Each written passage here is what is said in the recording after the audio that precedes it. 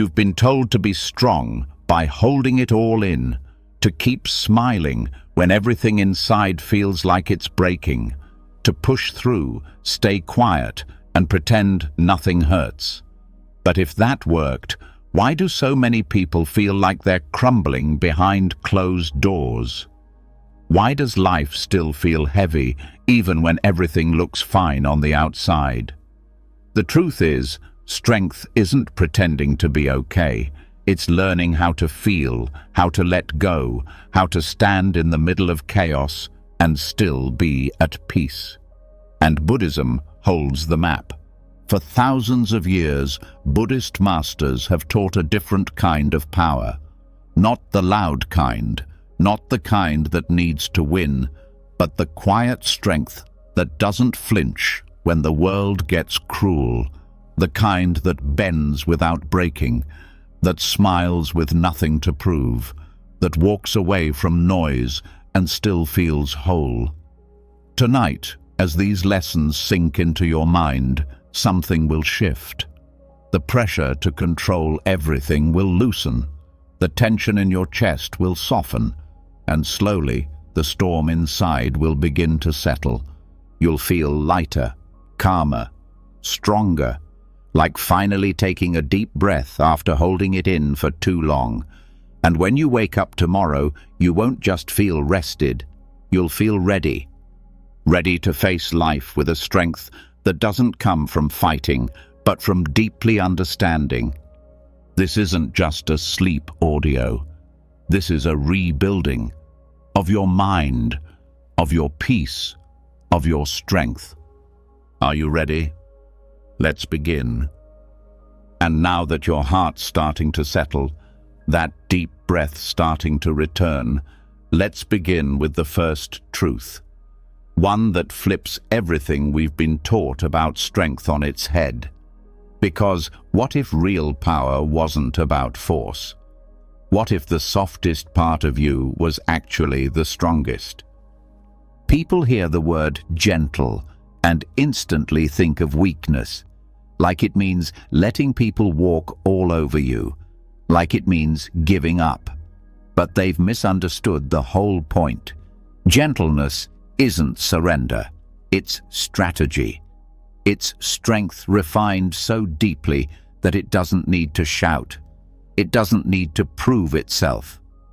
And in Buddhism, gentleness is not only a virtue, it's an unbreakable shield.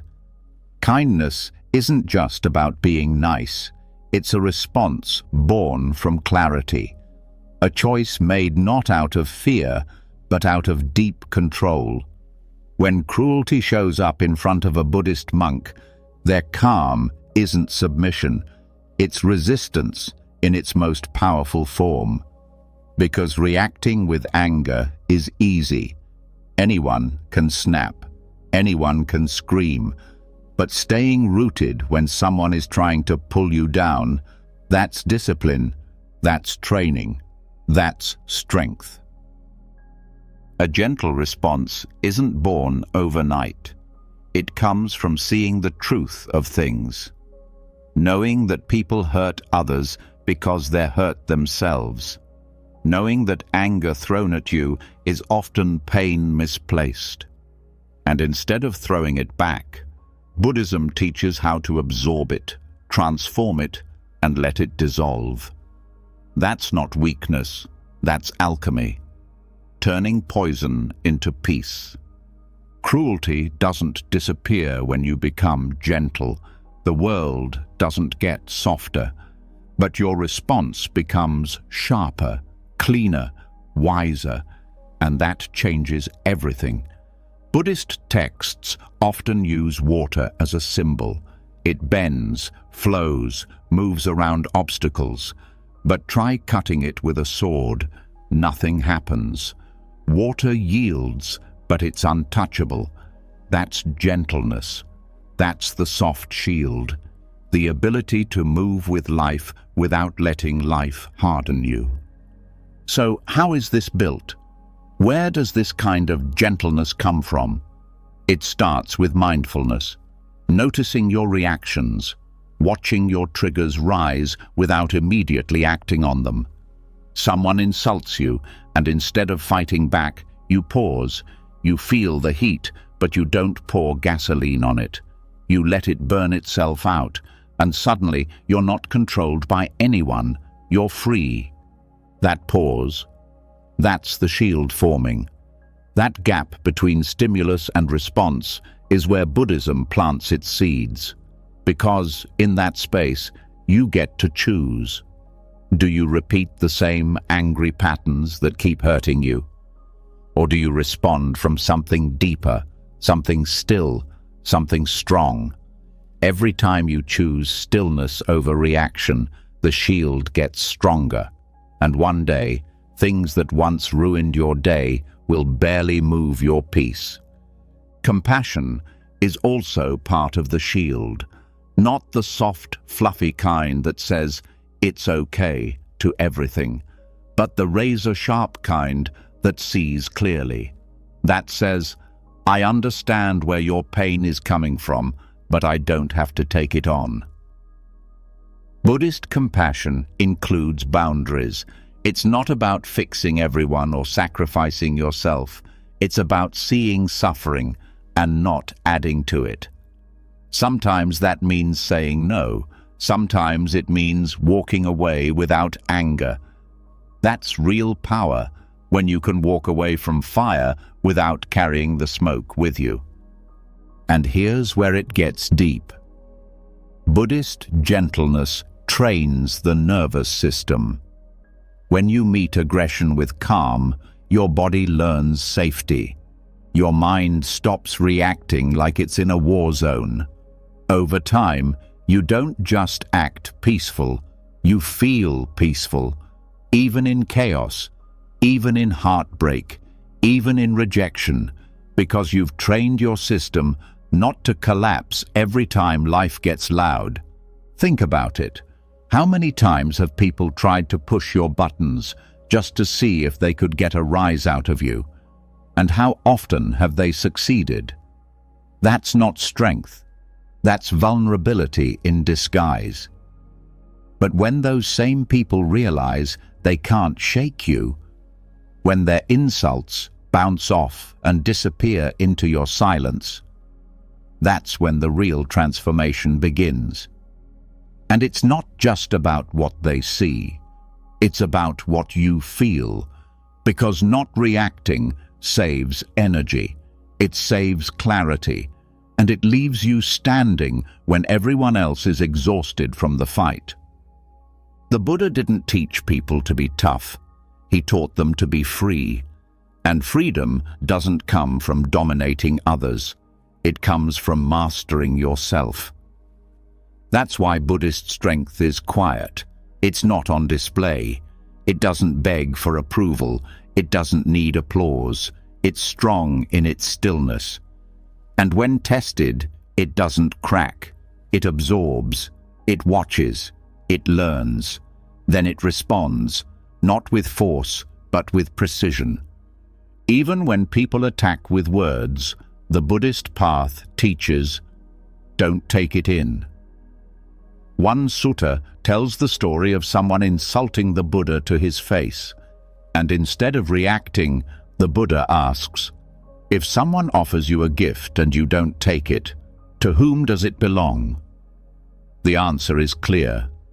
Insults are gifts you don't have to accept. When you leave them untouched, they return to the sender. That's not weakness. That's elegance. That's grace.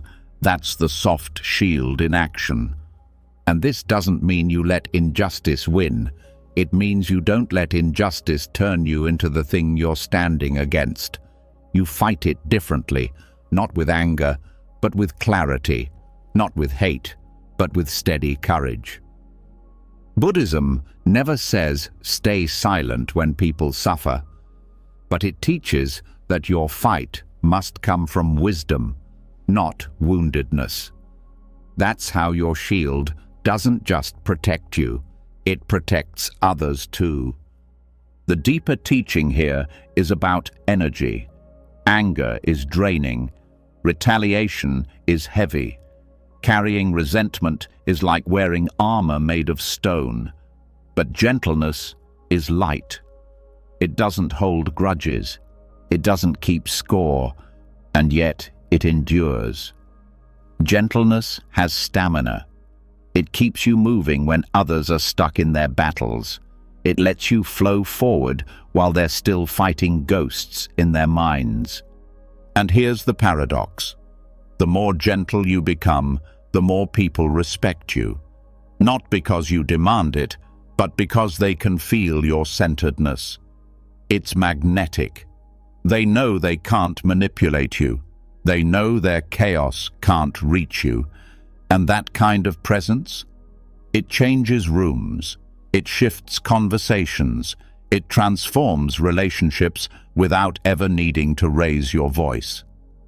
One of the most powerful Zen sayings is, "The bamboo bends in the wind, but does not break." That's the whole path. You don't resist life. You adapt. You stay rooted but flexible. And in doing so, you become unbreakable. Because true strength isn't about being rigid. It's about knowing when to stand still and when to move, when to speak and when to stay silent, when to hold on and when to let go. People think of gentleness as passive, but Buddhist gentleness is deeply active. It watches every moment. It listens carefully. It moves with wisdom. It chooses its words. It decides not to let the world write its story. That's power. The power to choose your peace every single time. There's also something sacred about the quiet power of metta, loving kindness. Not for show, not as a spiritual mask, but as a lived reality. Wishing well to those who've hurt you, not because they deserve it, but because carrying hate only poisons your own mind. That's one of the most brutal and freeing teachings of Buddhism. Let go, not because they're right, but because you deserve peace. That's gentleness. That's maturity. That's strength so deep it doesn't need revenge. It needs rest. And when you live like this, something strange starts to happen. You stop fearing conflict. You stop avoiding discomfort. Because you know it can't touch you unless you let it. And that freedom, that's rare. Most people are still reacting to things from years ago, still reliving fights in their heads, still picking at old wounds. But when you master gentleness, those wounds close. The story changes. The world softens because you've softened, without ever becoming weak. That's the soft shield. It's invisible, but it's real. It doesn't come from a book. It comes from daily practice, sitting with your breath, noticing your thoughts, watching your emotions rise like waves, and then fall without dragging you under. Every time you breathe through it instead of reacting to it, you strengthen that shield. And one day, you'll wake up in the middle of chaos and feel calm. Not because life got easier, but because you got stronger. So don't let anyone tell you gentleness is weakness. Don't let the world convince you that you need to shout to be heard. Don't trade your peace for the illusion of power. Buddhist strength doesn't come with fireworks. It comes with stillness, with knowing who you are, with meeting life, not with clenched fists, but with open hands, ready to receive whatever comes and let go of whatever must go. That's the shield, and it's already inside you. Now, we just train it, one breath at a time, and once the soft shield begins to hold, once the heart learns to stay calm in storms without hardening, another layer begins to surface. Something deeper, something older, a force not outside, but inside. A whisper that questions everything, a voice that doesn't scream but doubts, that pulls you toward comfort when you need to grow and stirs fear just when you start to rise. That's the next training ground. That's Mara. People think of Mara as a monster, a demon, an evil spirit that tried to stop the Buddha from reaching enlightenment. But the real power of that story is symbolic. Mara isn't some external beast hiding in the shadows. Mara is internal resistance. Mara is that subtle force inside your mind that says, "You're not ready. You'll never change. What's the point?" It's the craving that wants to numb the pain, the fear that begs you to shrink, the illusion that tells you your worth comes from outside. This is where the real strength begins to form, not in silence or stillness, but in staring Mara in the face and not flinching, not running, not distracting, but seeing clearly. Because that's the trap. Mara isn't strong. He only wins when he's unseen, when he's disguised as logic, when his voice sounds like your own. The second you expose him, the illusion weakens. The mind begins to clear. When the Buddha sat under the Bodhi tree, Mara didn't come with fire or weapons. He came with pleasure, doubt, and fear. He offered desires to distract, questions to confuse, threats to scare. And what did the Buddha do?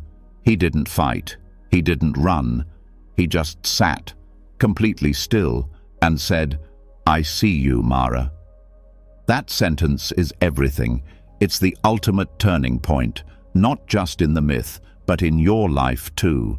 Because every day, Mara shows up. Every time there's an urge to delay what matters. Every time fear whispers, "Don't try." Every time the past repeats in your mind like an old song on loop, trying to drag you back. That's Mara. And Buddhism doesn't say, destroy him. It says, see him, know his tricks, understand how he moves, and by doing that, you stop being his puppet. One of Mara's strongest tools is desire. Not the healthy kind that motivates, but the kind that blinds, that convinces you happiness is one more purchase away, one more relationship, one more validation.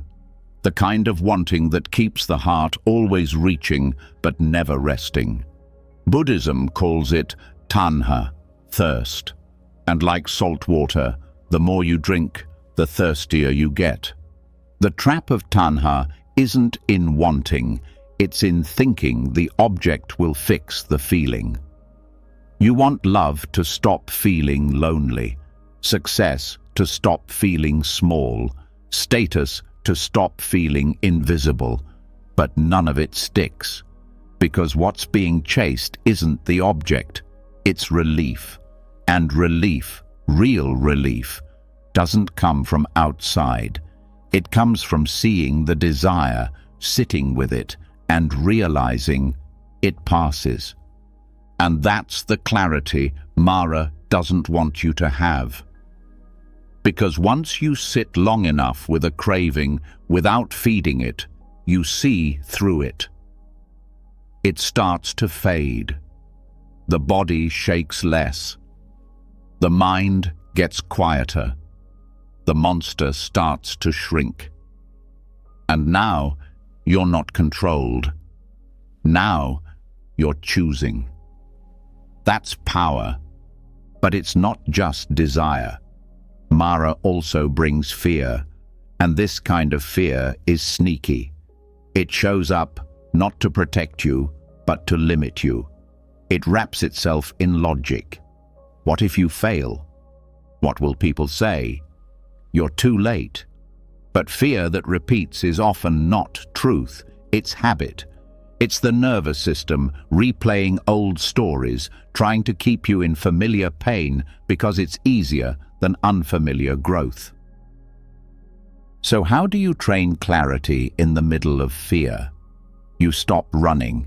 You breathe into it. You watch how the body reacts. You watch how the story builds in your head, and then you question it. You ask, is this real? Is this now? Is this helpful? And just like that, the fog starts to thin. That's what Buddhist practice sharpens, the ability to question the voice in your head without being controlled by it. This isn't the same as toxic positivity. Buddhism doesn't say, ignore your pain. It says, explore it. Be curious. Be direct. If a doubt keeps returning, don't push it away. Ask where it comes from. Doubts are like messengers. Sometimes they show up just to help you see where your confidence was borrowed instead of built. Sometimes they're here to show you a belief that needs updating. Either way, doubt becomes useful. And once something becomes useful, it stops being a threat. Mara also disguises himself as guilt and shame, regrets from the past that repeat endlessly, memories you wish you could undo, words you wish you hadn't said. But guilt, when held too long, becomes self-punishment. And shame? Shame tells the lie that mistakes define your worth, that you are your worst moment. Buddhism cuts through this with one of the simplest and most radical truths. The self is not fixed. You are not one thing. You are not your past. You are not your labels. And because of that, you can change. You can evolve. You can release the weight you've carried, not because you deserve to suffer, but because suffering isn't required for growth. Clarity is. And clarity doesn't always feel good. Sometimes it shows you the people you've outgrown, the habits that are killing your peace, the distractions you've been using to avoid your pain. But that clarity, that's the mirror. That's Mara doing his job, not to destroy you, but to test you, to see if you're ready to stop numbing and start living with your eyes wide open. Every time you meet Mara with awareness, your inner strength grows, because now you're not flinching from truth. You're using it, turning temptation into insight, turning fear into presence, turning doubt into wisdom. That's why in some Buddhist traditions, Mara isn't banished, he's invited. Because each time he comes, you get sharper. Each test becomes another step toward sovereignty, the kind of inner freedom no one can take. And let's be honest, most of us were trained to avoid discomfort, to hide our mess, to pretend. But Buddhism is the opposite. It teaches radical honesty, not to shame yourself, but to meet yourself fully, without judgment, without panic. And in doing that, something opens. The need to chase fades. The fear of being seen softens. And you realize you can sit with anything. That's the hidden strength in this path. Not the ability to feel good all the time, but the ability to stay grounded even when you don't. To walk straight through discomfort and not lose your center. To let Mara knock and open the door with calm eyes. That changes everything. Even the stories from ancient texts aren't just about history. They're metaphors for your inner world. The storms that show up in meditation, the distractions that pull you away from growth, the emotions that rise like waves when you're quiet enough to feel them.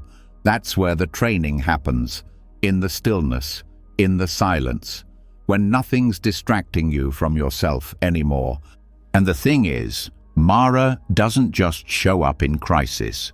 He shows up when you're about to rise, right before you make a decision to grow, right before you commit to peace. That's when resistance hits hardest. Not because you're weak, but because you're close. And Mara's job is to make sure you're serious. So the next time that inner voice starts doubting, ask, is this truth or resistance? Is this fear or feedback? Because clarity means seeing the difference. And once you do, the doubt starts to dissolve, the fear loses its grip, the temptation passes through like wind, not walls, and in its place, stillness returns, clean, steady, untouchable. That's the paradox Mara never wants you to realize. He shows up loud, but he has no power unless you feed him. And when you stop feeding him, when you stop reacting, he has no choice but to leave. Not because you destroyed him, but because you no longer need him. He served his purpose. He showed you where your strength was hiding. So, don't fear Mara. Study him. Learn how he moves. See where he hides, because every time he appears, it's a mirror. And the more you look into that mirror without flinching, the clearer your path becomes. This is where sovereignty begins, not in control, but in awareness, not in having all the answers, but in asking better questions, not in fighting fear, but in walking beside it until it tires out and fades. This is where the noise ends, and the path begins. And once Mara is seen clearly, once his tricks start to fade and his illusions lose their grip, another kind of challenge begins to reveal itself. A quieter one, less dramatic, but even more dangerous. It's the part that doesn't show up as fear, but as flattery, not as shame, but as approval. And if the mind isn't trained, it starts dancing for praise and hiding from blame, forgetting who it really is underneath all the noise. This is where the next battle is fought, not with demons, but with desire for validation. There's a kind of shame that most people never talk about, not the shame of doing something wrong, but the shame of being disliked. The discomfort of being misunderstood, the ache that shows up when applause doesn't come, and on the flip side, the rush of pride when someone approves, when someone compliments, when someone notices. That little high, that little hit, and then the craving for more. This is where Buddhism offers one of its most radical teachings, that freedom isn't just about escaping suffering. It's about escaping dependence on praise, on blame, on reputation, on being seen as good or bad, right or wrong, better or worse. The Buddha called these the 8 worldly winds: pleasure and pain, gain and loss, praise and blame, fame and disrepute. And the teaching is simple. If your peace rises and falls with any of them, you're still in chains. The goal isn't to stop feeling. It's to stop being moved like a puppet every time someone claps or criticizes. Because if your sense of worth comes from what others say, it can be taken from you in a single sentence. That's not stability. That's slavery to opinion. And Buddhism says, step out. But how? How do you stop caring when it feels so personal? The answer is in what's called noble shame, a kind of inner compass that doesn't need the outside world to tell it what's right or wrong. It's the opposite of social shame, which comes from fearing what others think. Noble shame is private. It comes from knowing what aligns with your truth and refusing to betray that, no matter what the crowd says. This is where real power begins to grow. Because once you stop chasing approval, your actions become cleaner. You're not trying to look kind. You are kind, even when no one sees it. You're not trying to look wise. You stay silent even when speaking could make you look smart. You don't jump at every chance to defend yourself because your peace isn't on trial. This doesn't mean you become cold. It means you become rooted. A tree doesn't move just because the wind changes direction, and people's opinions are wind, always shifting, always unstable. One day they'll praise you, the next they'll forget you, or blame you, or misunderstand you. If your identity is built on their words, it collapses the moment they stop clapping. That's why detachment is strength, not numbness, not indifference, but clarity. The clarity to know who you are when no one's looking. The clarity to keep doing what's right, even when it's unrecognized. The clarity to let go of the need to be impressive. And here's the deep part. Praise can be more dangerous than blame, because blame makes you question yourself, which can lead to growth. But praise can inflate the ego without you even realizing it. It can turn good intentions into performances. It can make you addicted to being liked, even at the cost of your peace. Buddhism trains the mind to see this, to notice how praise makes the body lean forward, makes the voice get louder, makes the smile stretch just a little too wide. It teaches you to feel that reaction and then pause. Not to reject the compliment, but to see it for what it is, a sound, a wind, temporary, and not yours to carry. Criticism, too, becomes neutral.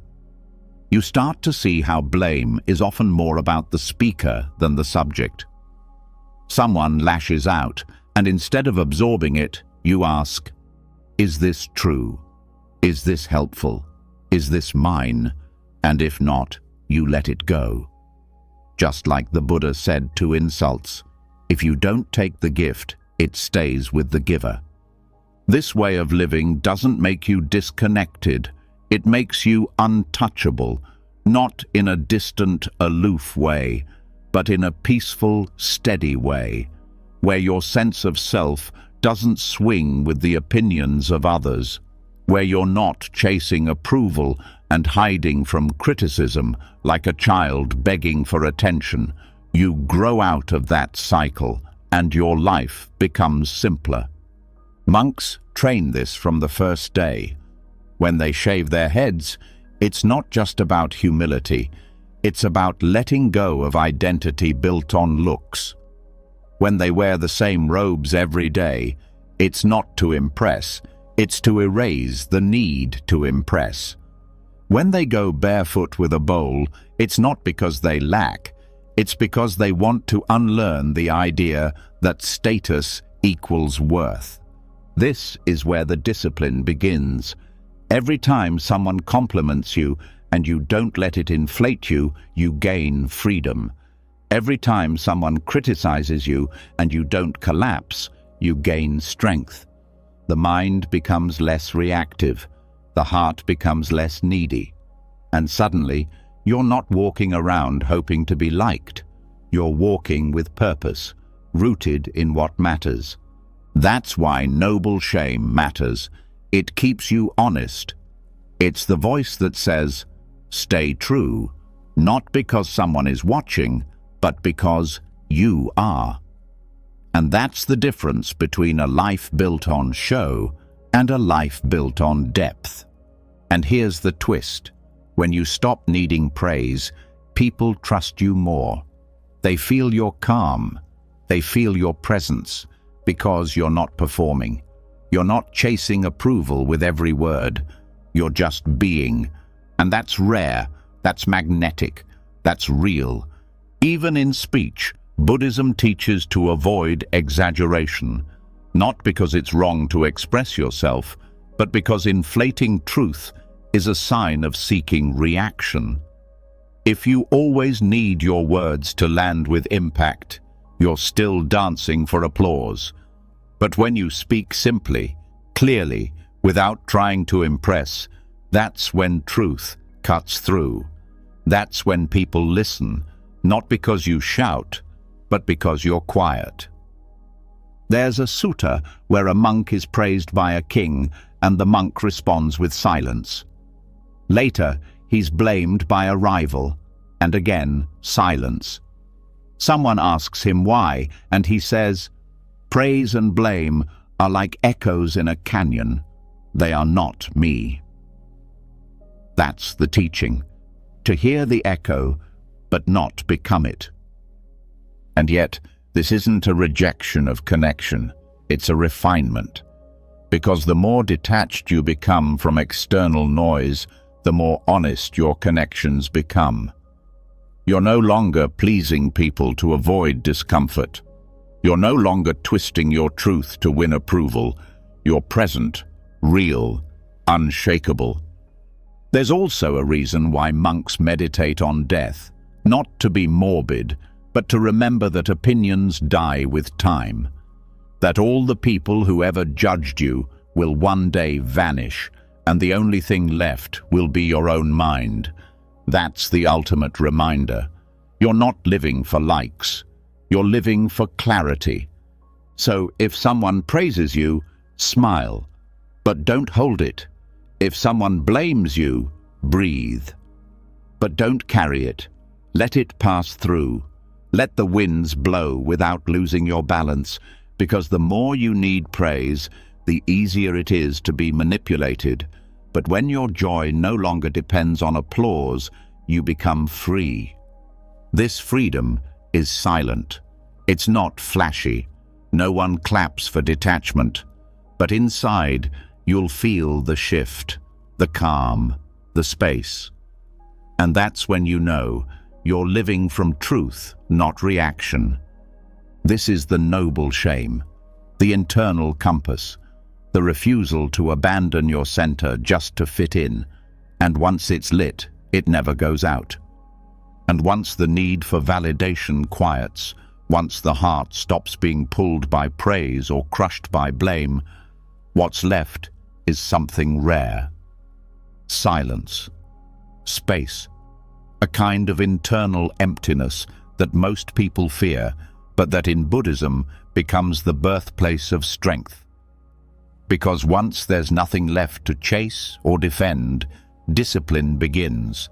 Not the harsh kind, not forced, but clean, quiet, grounded. And this is where the monk's begging bowl comes in, not as a symbol of poverty, but as a symbol of power, because only the empty bowl can be filled, and only the empty mind can truly choose. The bowl the monk carries isn't just for food. It's a tool for training the mind, to hold nothing, to expect nothing, and to receive everything with presence. The world moves fast. There's noise from every angle, tasks, opinions, goals, cravings. The mind gets stuffed like an overflowing cabinet, full of what it doesn't need. And when the time comes to find clarity, there's no room left. No space to think, no space to see. But the monk's bowl teaches a different rhythm. One of waiting, one of accepting, one of choosing simplicity, not because there's no other option, but because there is, and you walk away from it. That's where discipline begins. Not in strict rules or punishment, but in space. When you make space, you see your habits clearly. You notice the urge to fill every moment with stimulation. You notice the craving to keep scrolling, keep talking, keep planning. But in Buddhism, silence is not emptiness. It's awareness. It's the place where real transformation happens. And that's why the bowl is kept empty, because its power isn't in what it holds, but in what it's ready for. This isn't just metaphor, it's mental training. Every time you create space instead of filling it, you're practicing discipline. Saying no to excess food, excess talk, excess planning. It's not about deprivation, it's about precision, knowing what you need and letting go of the rest. That's the sharp edge of the practice, not adding more, but removing what's in the way. The empty bowl also breaks the illusion of control. When the monk walks through the village, they don't demand. They wait. They receive. And in doing that, they let go of the idea that life must always bend to their will. That's a deep strength most people never touch, because the modern mind wants to control everything, outcomes, people, reputation. But control breeds anxiety. Emptiness breeds trust. Trust that life will give what is needed, not what is wanted. Trust that nothing added is better than something forced. And trust that stillness can hold more truth than endless noise. This is the discipline that builds resilience. Because when you stop needing the next thing to feel full, you're no longer vulnerable to what's taken away. In chaos, the one who needs less is always stronger, not because they've given up, but because they've stripped away what weakens. The empty bowl doesn't resist the world. It moves through it lightly. It's carried without heaviness. That's the training. You don't need to force your life into shape. You need to stop filling every crack with distraction. Then the shape reveals itself. Mental clarity is born here. Because once you stop pouring every thought into action, once you let your mind rest, it starts to show you what matters. The noise clears, the fog lifts. You begin to notice what's really going on, not just in the world, but inside. The patterns, the cycles, the habits that sneak in and repeat when you're not watching. The empty bowl is what catches those without judging them, without grabbing them.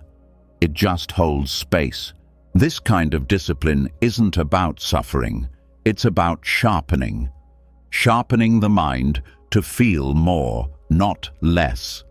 Sharpening awareness to catch thoughts before they spiral.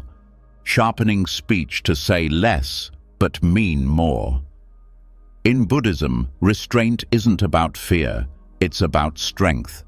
The strength to stop before habit takes over. The strength to breathe instead of react. The strength to stay light in a world that wants to weigh you down with everything. And the bowl keeps teaching. It reminds the monk every day to return to basics. No matter what wisdom is gained, no matter what insights arise, the bowl must still be cleaned, carried, and emptied. That's humility. That's the daily reminder. Nothing is owed, nothing is permanent, and the mind must remain open to receive the present moment as it is, not as it was planned to be. This is why Buddhist temples are often so simple. The walls are bare, the robes are plain, the rituals are quiet, because it's not about what you add, it's about what you clear away. Complexity is not depth, simplicity is. And in simplicity, the mind becomes disciplined not through pressure, but through space. That's the core teaching. Don't just do less, need less, want less, attach less. And in that detachment, you find a peace no possession can buy. Even in speech, the empty bowl shows up. Speaking less doesn't mean thinking less. It means thinking deeper, watching your words, pausing before you respond, letting silence do its work. That's where power begins to grow, because a person who can sit in silence without needing to fill it is a person who cannot be manipulated, cannot be rushed, cannot be pushed into reacting. And that kind of presence is discipline, because it doesn't come naturally. It comes from practice. The body trains this too. Buddhist monks eat 1 or 2 small meals a day, not because of a rule, but because they've studied what the body really needs. And in that study, they've found clarity, because too much food fogs the mind. Too much stimulation numbs the senses. And when the body is overloaded, the mind has to work twice as hard to stay clear. So they keep it light, they keep it lean, and in that simplicity, energy returns. The same goes for possessions. The bowl holds what is needed, not what is desired. And so the monk doesn't carry bags of belongings. There's no need. Every item is intentional. Every tool is used. And this teaches the mind to let go of attachment to things that only clutter the space where presence should be. That's discipline, not just choosing what to carry, but what not to. And then there's time. The empty bowl teaches time too. Because when you stop filling your life with unnecessary tasks and distractions, time stretches. The day slows. You begin to see where your attention is leaking, where your energy is being wasted, and you pull it back. That's how the disciplined life isn't exhausting. It's efficient. It's focused. It knows what to do and when to stop. The world around you won't understand this at first.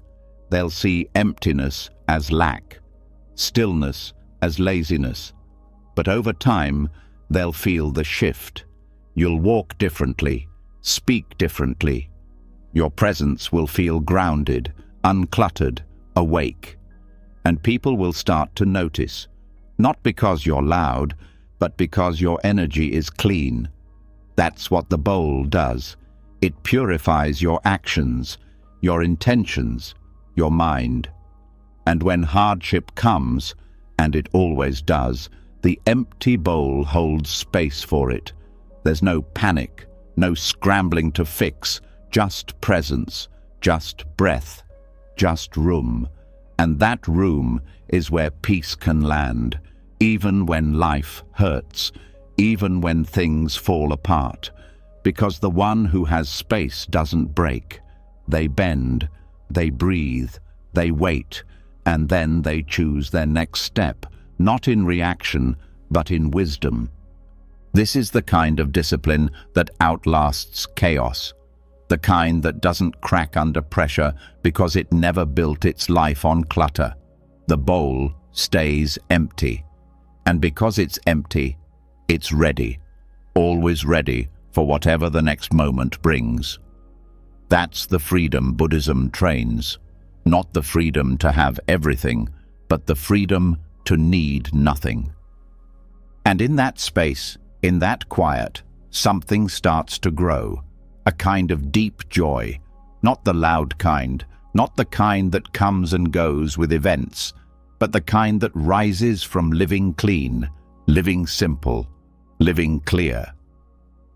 And that joy, that's the gift the bowl was waiting for all along.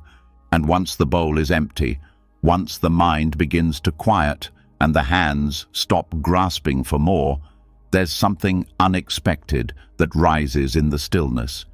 Not fear, not lack, not weakness, but a different kind of strength, the kind no one teaches, the kind that doesn't come from pushing harder or holding on tighter. It comes from letting go, not as a retreat, but as a release, not from defeat, but from deep wisdom.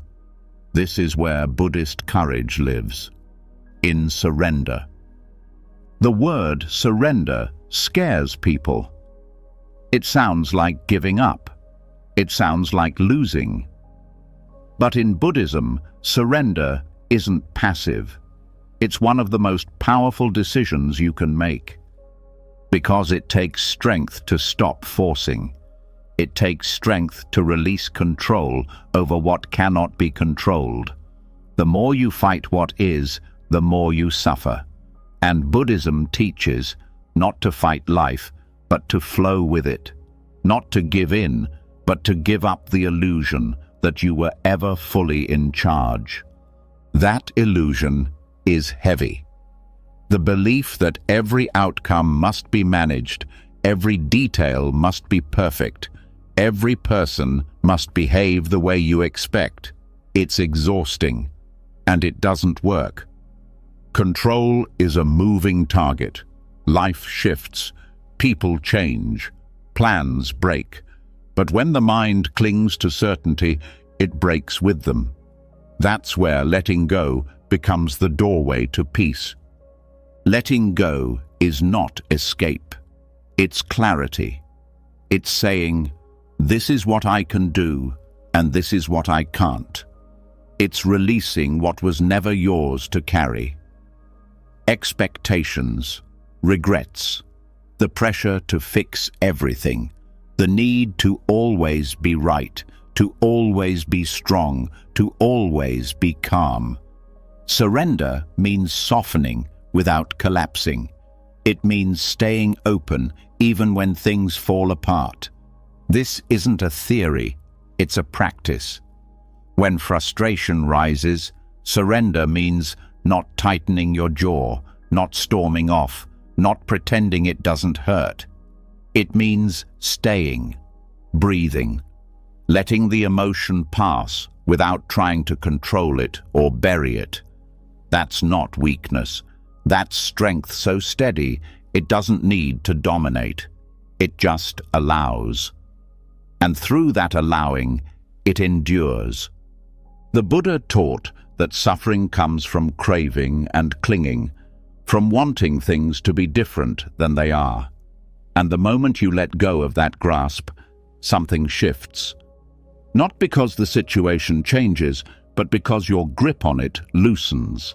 And in that looseness, peace enters. People often confuse surrender with giving up hope, but it's the opposite. Surrender is giving up the fight with reality. Hope is still alive, but it's not forced. It breathes naturally. It adjusts. It sees clearly. When you let go of how you thought life should look, you make room for how it actually is. And in that room, unexpected beauty shows up. You start noticing things again, the small ones, the quiet ones, the ones you missed while you were too busy trying to make everything perfect. And sometimes, surrender is the only path through pain.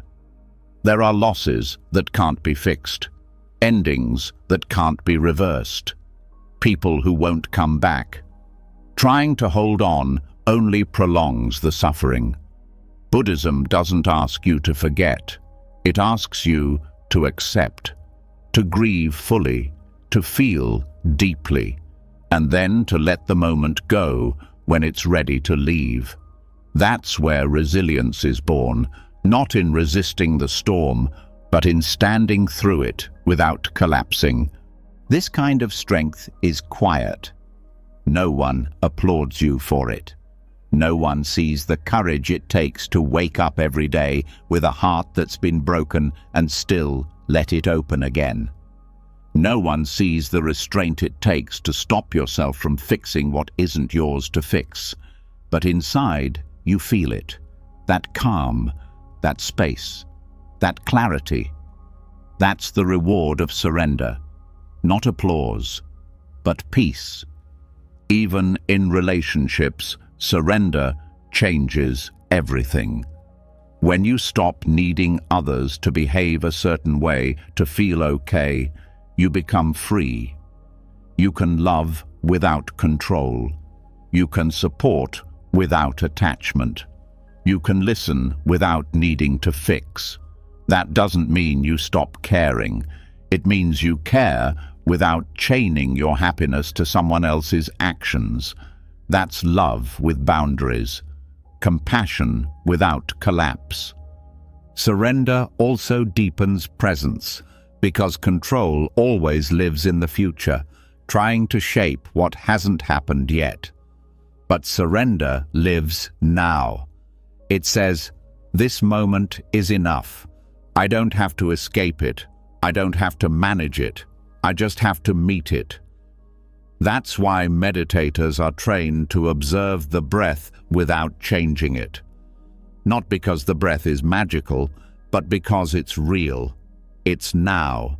And learning to be with what is, without manipulation, trains the mind to surrender in daily life too. And this surrender ripples outward. It touches your work, your goals, your plans. You still act, you still dream, but you stop tying your identity to the outcome. You do what needs to be done, and then you release the result.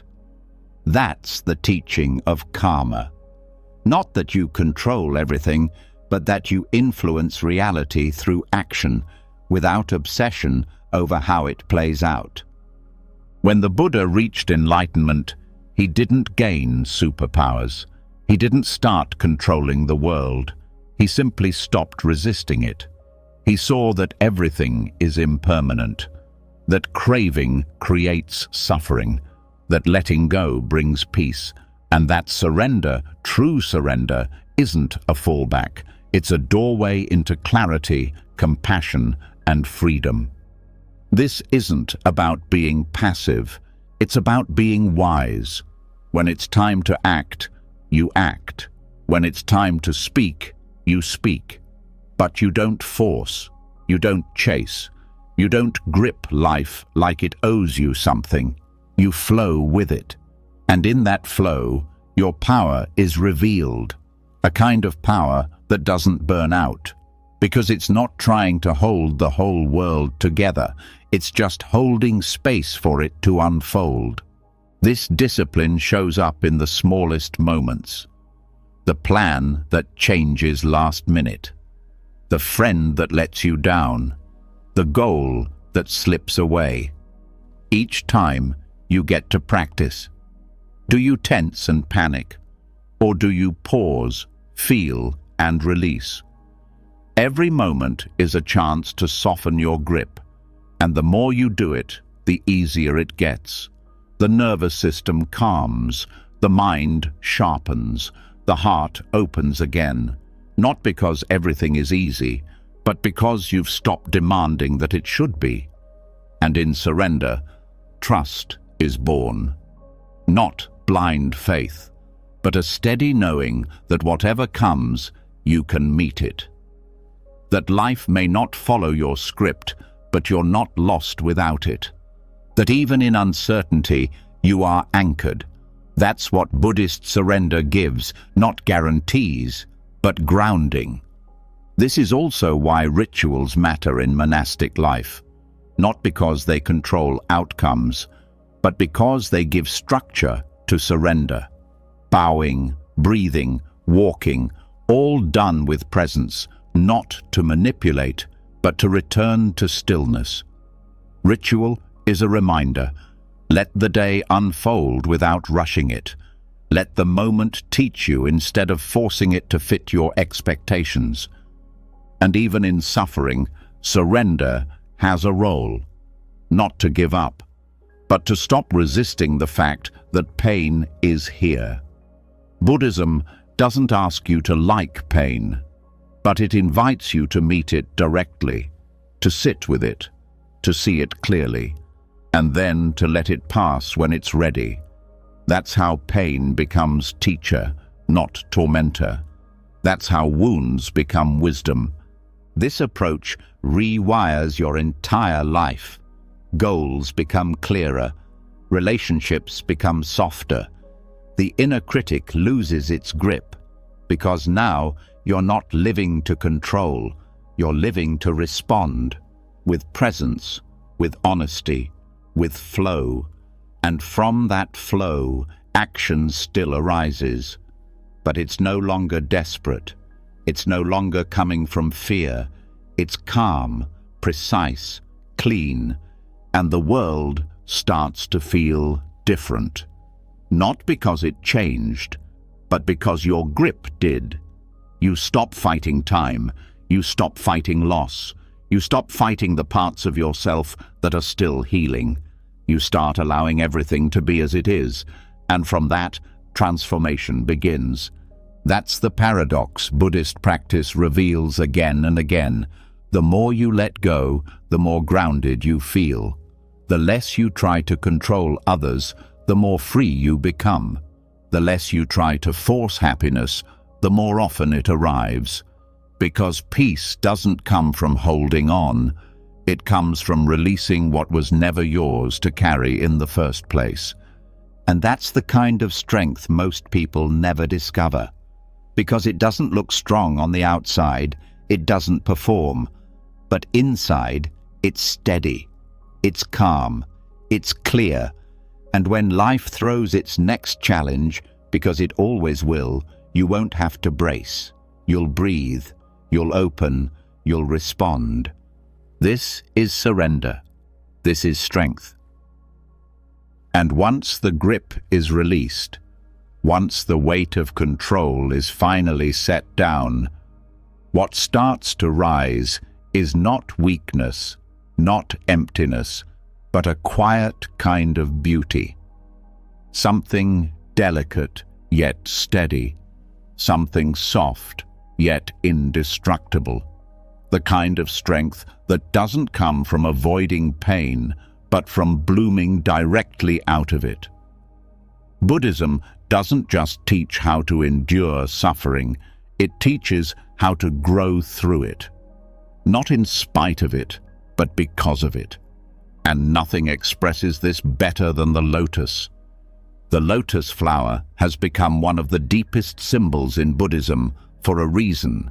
It grows out of mud, thick, sticky, dark mud. The roots twist through filth and sediment, unseen by the world above. And yet what rises through the water is clean, whole, beautiful, unstained by what it came from. That's not just a poetic image, it's the path of practice. It's the truth of transformation, that what tries to bury you can become what grows you. Pain doesn't ruin people. Denial does. Avoidance does. Pretending everything is fine while the heart is silently breaking, that's what withers us. But when pain is faced head-on, when suffering is no longer hidden or resented, something begins to shift. Not quickly, not dramatically, but deeply. The roots begin to reach downward with honesty, and the petals begin to reach upward with courage. Buddhism doesn't avoid the mud, it points straight at it. It says, "Look here, not to shame you, but to free you." Because buried in every difficult emotion is the seed of awakening. Anger shows where you've been hurt. Grief shows what mattered. Fear shows where attachment hides. Instead of pushing these emotions away, Buddhist practice teaches to sit with them, observe them, understand them. That's how the lotus grows, by rooting itself in what most people try to escape. The mistake is thinking beauty comes from avoiding the dark. But the strongest kind of beauty doesn't come from being untouched. It comes from being touched by everything and still staying whole. The lotus isn't pure because it floated above the mud. It's pure because it rose through it without losing its nature. That's what real strength looks like. Not polished, not perfect, but real. When suffering hits, the mind wants to either numb it or dramatize it. We either try to run from the feeling, distract ourselves, bury it in work, food, noise, or we let it define us, turn it into identity, wear it like a badge. Buddhism offers a third way. Feel the suffering fully, but don't cling to it. Acknowledge the mud, but don't sink in it. Let it nourish the roots, but keep growing. This means creating space for your suffering, not shrinking from it and not drowning in it, just holding it like a bowl, with awareness, with breath. This is where meditation becomes a tool of transformation, not to get rid of the pain, but to give it room to speak. And in that listening, clarity begins. You start to see the layers, the story, the beliefs wrapped around the pain, and slowly they begin to fall away. It also means letting go of the idea that healing should be fast or linear. The lotus doesn't rush. It doesn't force itself to bloom. It trusts the process, one breath at a time, 1 inch at a time. And that's how the most unshakable inner strength is built, not in leaps, but in the quiet decision to keep rising, even when it's hard. Some people think strength is the ability to stay untouched, but Buddhist strength is the ability to feel everything and still not be destroyed by it. To be fully human, raw, sensitive, open, and still walk forward, still care, still love, still rise. And there's something else the lotus teaches. Nothing has to look perfect for it to be sacred. The mud isn't a mistake. The wounds aren't flaws. They're part of the growth. They're part of the path. Buddhism doesn't promise to erase your suffering. It offers something more powerful, the tools to turn it into wisdom, into presence, into beauty that isn't shallow or performative, but earned through truth.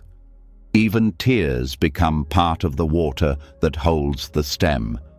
Even heartbreak becomes the force that cracks open the seed. And when you stop resenting the dark, you begin to see it differently, as compost, as fuel, as the exact material needed for your awakening. But this kind of growth doesn't happen in isolation. That's why in Buddhist communities there's so much emphasis on Sangha, spiritual friendship.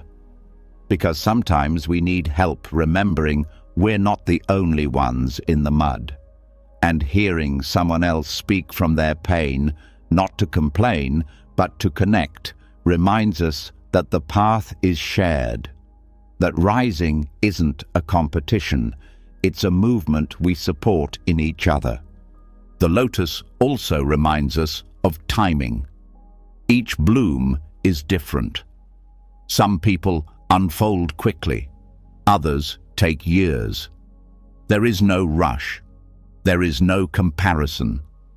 Buddhism asks you to honor your own pace, to listen to your own roots, and trust that growth is happening, even when it feels like nothing is changing on the surface, and even when suffering revisits, because it always does, the approach changes. Instead of asking, "Why is this happening to me?"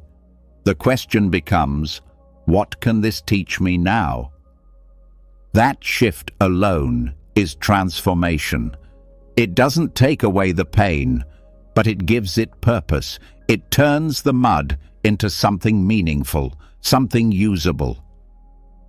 The lotus is also a reminder that we don't have to be cleaned before we're worthy, that beauty and brokenness are not opposites, that resilience isn't about being untouched, it's about being deeply touched and still returning to peace.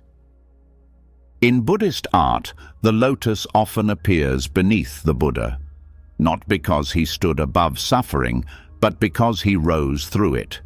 Because his awakening didn't happen in a perfect world, it happened in a painful one, and so does yours. Each time you breathe into the ache instead of numbing it, each time you pause before reacting to your pain, each time you offer yourself kindness in the middle of the mess, the lotus grows. Not visibly at first, not dramatically, but deeply, steadily. And one day it rises above the surface, open and calm, not in spite of the mud, but because of it. This is why the lotus matters. This is why suffering doesn't ruin the path.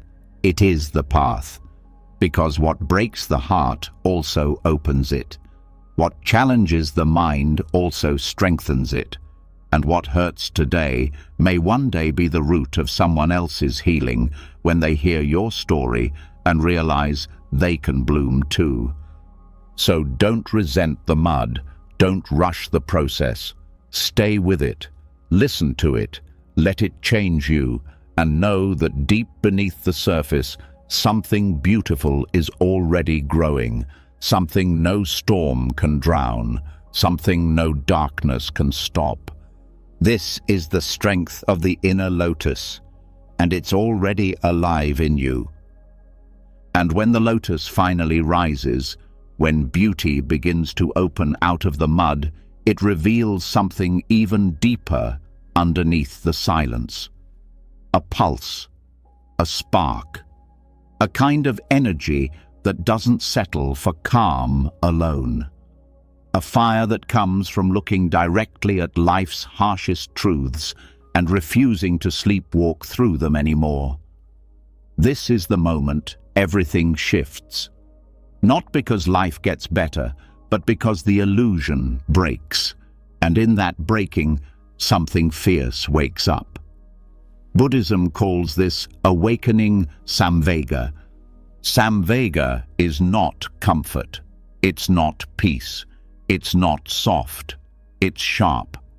It's that feeling that rushes in when the truth hits too hard to ignore. When the smiling mask of life slips, and for a second, everything becomes clear. How fragile it all is. How temporary, how easily everything we cling to disappears. And in that realization, the heart starts beating differently. Not in panic, but in clarity.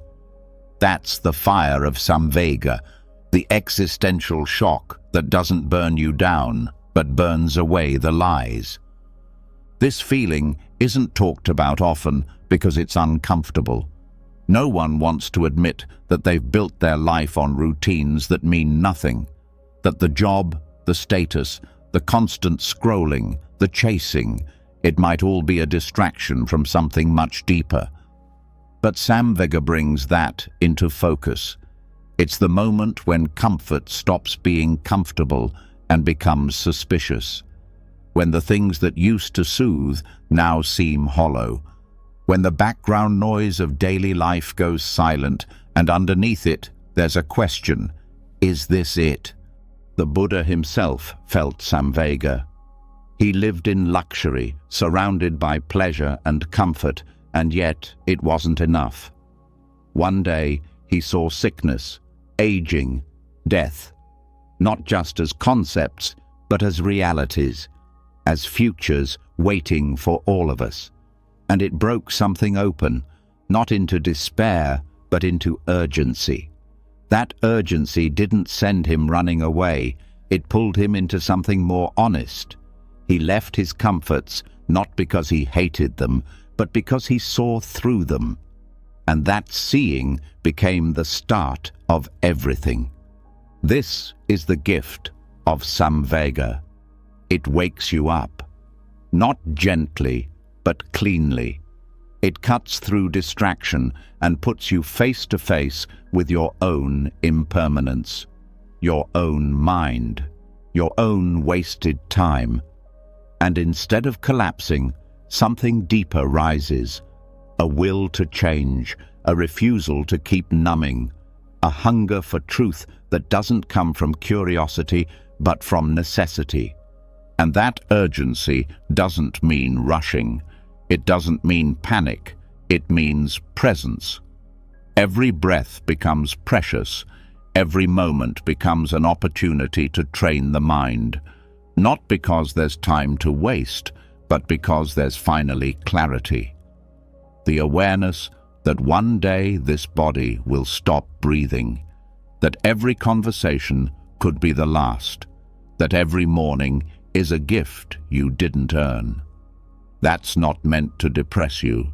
It's meant to sharpen you. Samvega asks you to stop waiting, to stop living like there will always be more chances, to stop thinking healing can wait until next year or truth will just appear on its own.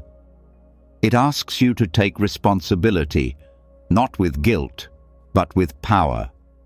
To see that every time you ignore your inner work, you are silently agreeing to keep suffering.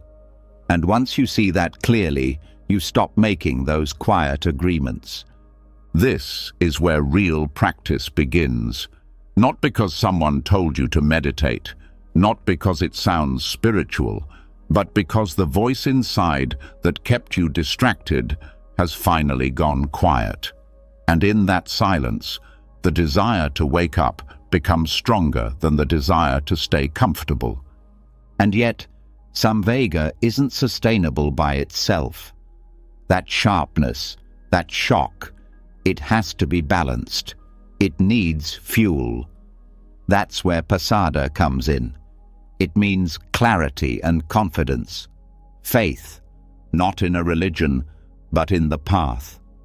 The sense that, yes, this world is fleeting, but something in you is capable of meeting it, capable of rising through it.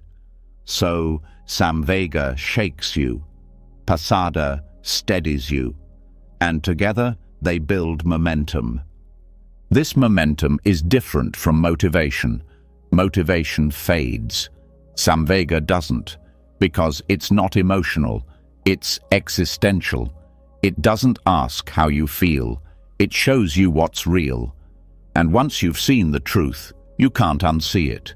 You can ignore it, but it'll keep whispering, in the quiet moments, in the mirror, in the sudden sting of a hospital visit, or a phone call you didn't expect. That's when the fire reignites. That's when the training calls you back. And training doesn't always look like discipline. Sometimes it's just showing up. Sitting with your thoughts even when they're messy. Watching your patterns even when they hurt. Saying no to the comfort that keeps you numb. That's where strength grows. Not in easy wins, but in showing up after everything soft has been stripped away. Because the truth is, most people live like they'll never die. Like there's endless time. That illusion is cozy, but it's a trap. Samvega breaks it. Not to scare you, but to free you. To remind you that life is urgent. Not in a stressful way, but in a sacred way. Urgent because it matters. Urgent because you don't get to repeat this day, this version of you, this chance to respond with awareness. And once that urgency is alive, everything changes. You stop complaining about small things. You stop needing the approval that used to anchor you. You stop putting off the changes your soul has been begging for. You stop compromising your peace for distractions that never gave it to you in the first place. Urgency makes everything clearer, cleaner, sharper. Even the way you love changes. You no longer wait to express it. You stop assuming people know. You soften, not because you're weak, but because you know the clock is ticking and resentment isn't worth your breath. You forgive quicker, not because the past was okay, but because carrying it forward is a waste of sacred time.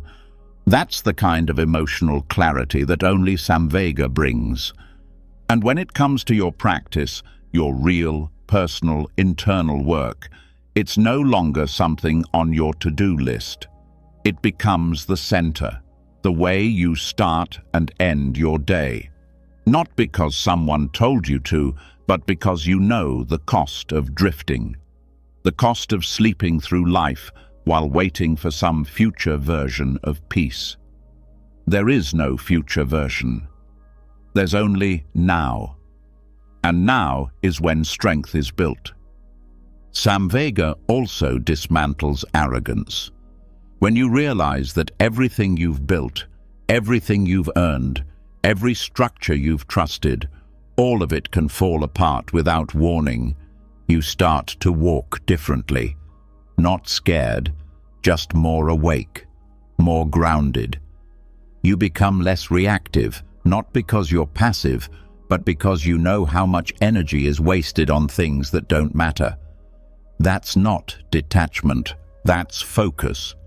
And that focus isn't rigid, it's alive, it listens, it adjusts. Because Samvega doesn't make you cold, it makes you precise.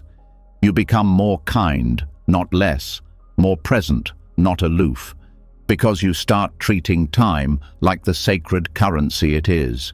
You start treating your body like the temporary home that it is. You stop needing drama to feel alive and start finding depth in the simplest moments.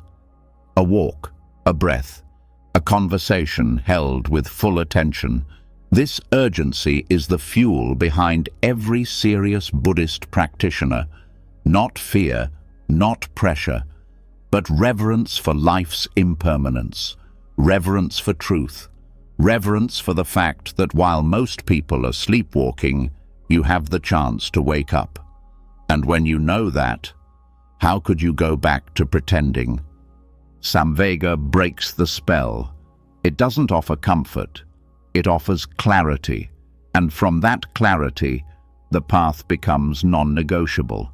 You walk not because it's easy, but because you've seen the alternative, and you can't go back. You can't unknow what you know now. That's the fire, not a fire that destroys, a fire that clears the way. And that fire, that's the beginning of real strength. Strength that doesn't just show up in calm weather, but in storms. Strength that stays awake when others drift back into distraction. Strength that doesn't need perfection, just presence, just truth, just this next breath, taken with full awareness and full intention. This is the fuel for liberation. This is Samvega. And if you feel it, don't run, don't numb it, let it burn. Let it change the way you walk through the world. Let it wake you up, fully, finally, completely. And once Samvega ignites, once that inner fire of urgency begins burning through illusion, there's a new challenge waiting in the ashes. Distraction, not the obvious kind, but the subtle mental spirals that disguise themselves as curiosity. The need to know everything before taking action. The endless loops of what if, why did, and how come. Even in the middle of transformation, the mind searches for escape routes in the form of endless speculation. This is where Buddhist wisdom draws a sharp line, using one of its simplest but most powerful parables, the story of the poison arrow.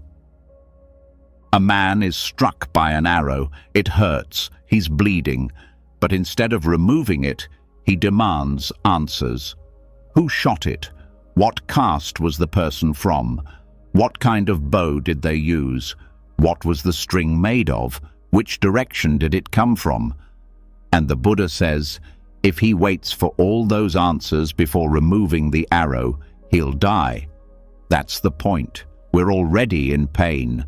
The work is to heal, not to waste time chasing details that don't help us move forward. This parable isn't just a story. It's a mirror for the way the mind works. Pain shows up in life, and instead of meeting it directly, we get tangled in questions that lead nowhere. Why did this happen to me? Why is life unfair?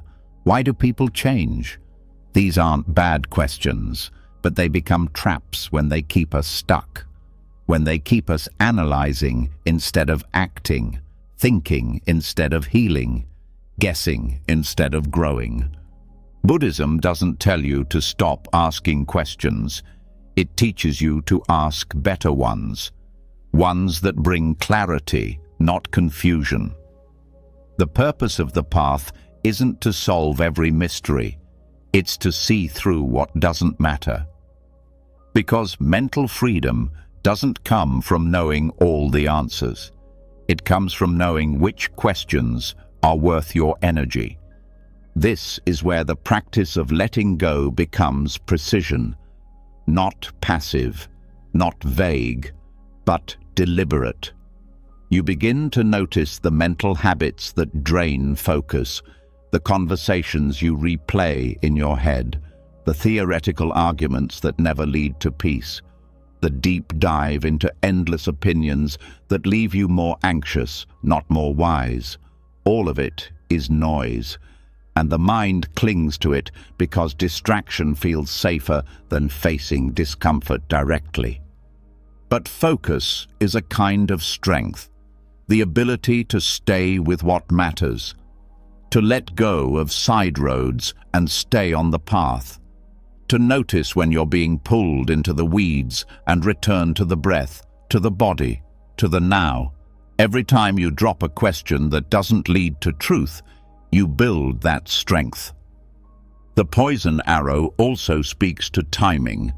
Life is happening now. Pain is present now. Healing starts now. But speculation delays that healing. It's a clever way the ego keeps control. Because if you're always searching for perfect understanding before you take a step, you never have to risk anything. You get to stay frozen, comfortably lost in thought. But comfort is not clarity, and staying stuck in thought doesn't protect you. It keeps you from change. In practice, this means noticing the moment your mind spirals. You begin to ask, is this useful? Is this leading me to peace? Or is it pulling me away from presence? That's the training. Not just sitting still, but thinking clearly. Protecting your attention like something sacred, because it is. Where your attention goes, your life goes. And if it's scattered, so is your strength. Buddhist teachings return again and again to simplicity. Not because truth is simple, but because distraction is infinite. And when you simplify, you see, you feel, you act, you heal. And all the energy that was being poured into guessing, comparing, overthinking, it gets redirected into awareness, into action, into transformation. Even in relationships, this shows up. Someone hurts you, and instead of feeling the pain and responding with clarity, the mind starts spinning. Why did they do it? What does it mean? Were they ever real? And the arrow stays in, the pain lingers, the story grows, but the healing doesn't begin. The practice is to feel the hurt, not feed the narrative, to move inward, not outward, because the truth you need is rarely out there in someone else's mind. It's already inside, waiting for your attention. And the practice is fierce, because the world rewards speculation. The more questions you ask, the more deep you appear. The more theories you entertain, the more intellectual you seem. But in Buddhism, clarity isn't measured by complexity. It's measured by peace. Can your thoughts end in silence? Can your mind rest in not knowing? Can you accept the mystery without letting it distract you from what's real? The poison arrow reminds you that time is not guaranteed.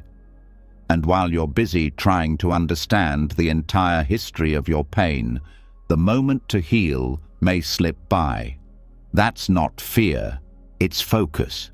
It's the understanding that life is too brief to waste in loops that never end. Wisdom is knowing when to cut the loop and return to stillness. This kind of mental training isn't glamorous.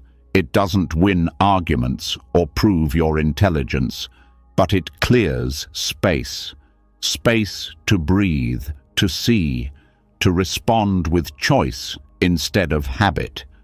And in that space, the arrow comes out. The wound starts to close. Not because you understood every detail, but because you chose to stop bleeding. And it goes deeper. Letting go of useless questions also builds trust. Trust that you don't need to know everything to be okay. That uncertainty can be lived with. That peace doesn't come from having all the answers. It comes from aligning with what's true now. The Buddha didn't become enlightened by solving riddles. He became enlightened by sitting still with the present moment until illusion broke. This doesn't mean you avoid reflection. It means you know when to stop. When the search stops leading to insight and starts circling into restlessness, and when that line is crossed, you return to the breath, to the body, to the heart. You choose focus over fragmentation. You choose peace over proving something. And here's where strength grows. Because in a world that worships mental stimulation, choosing silence is rebellion. Choosing focus is power. Choosing to drop the 10,000 distractions in favor of one clear step. That's courage, because it's easy to get lost in ideas. It's hard to stay present with reality. But presence is where life happens, and the deeper you drop into it, the more awake you become. This clarity doesn't require force, it requires attention, soft, steady attention, noticing when the mind drifts and guiding it back, not with shame, but with patience, over and over. That's meditation, that's mental discipline, that's how the roots of insight grow, quietly, slowly, through repetition, through refusal to chase what doesn't serve.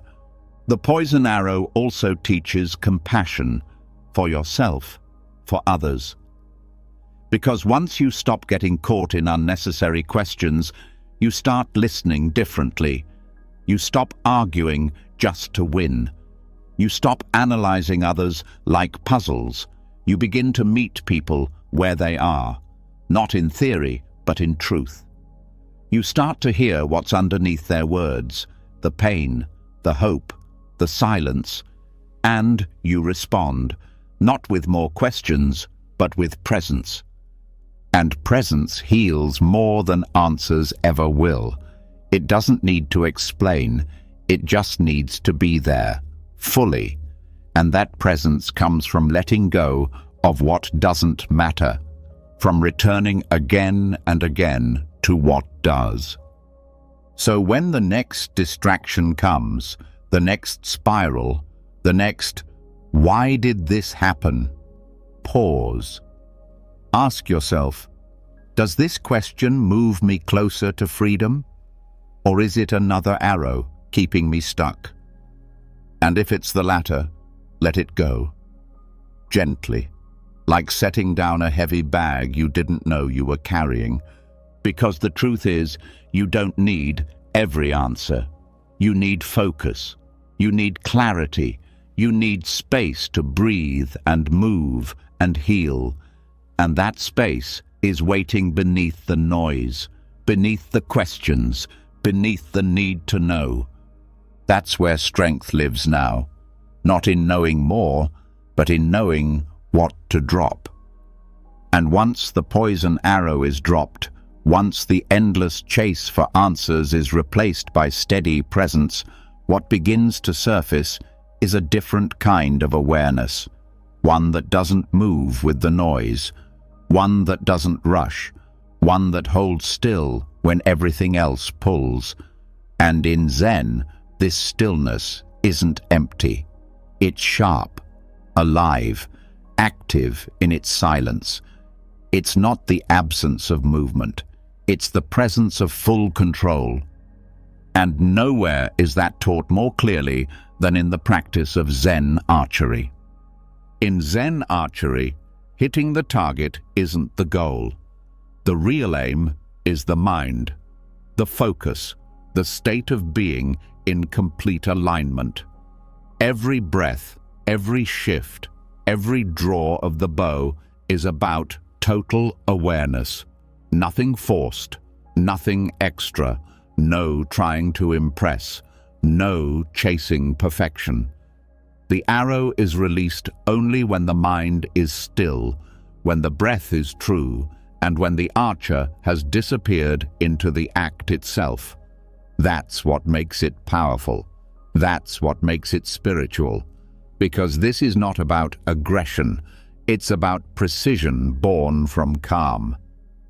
The modern world teaches the opposite. Move faster, work harder, hustle constantly. But Zen says, stop. Stop rushing toward everything. Stop trying to conquer life. Instead, meet it fully, without flinching.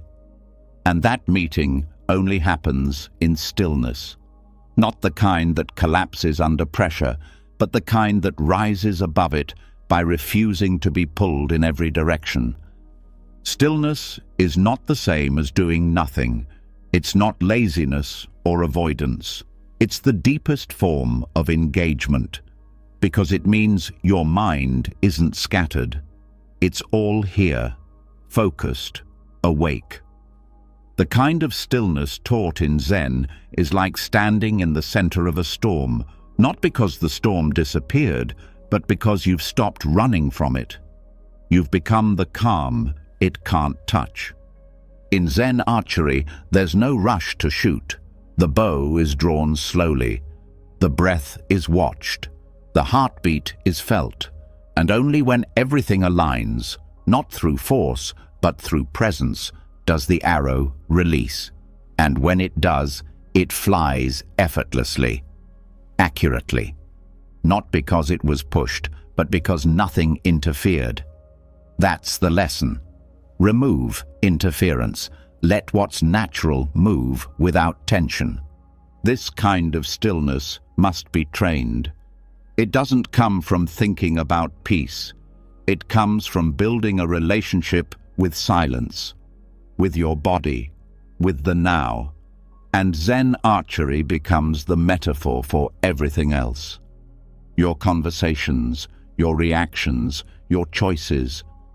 Each moment becomes an arrow.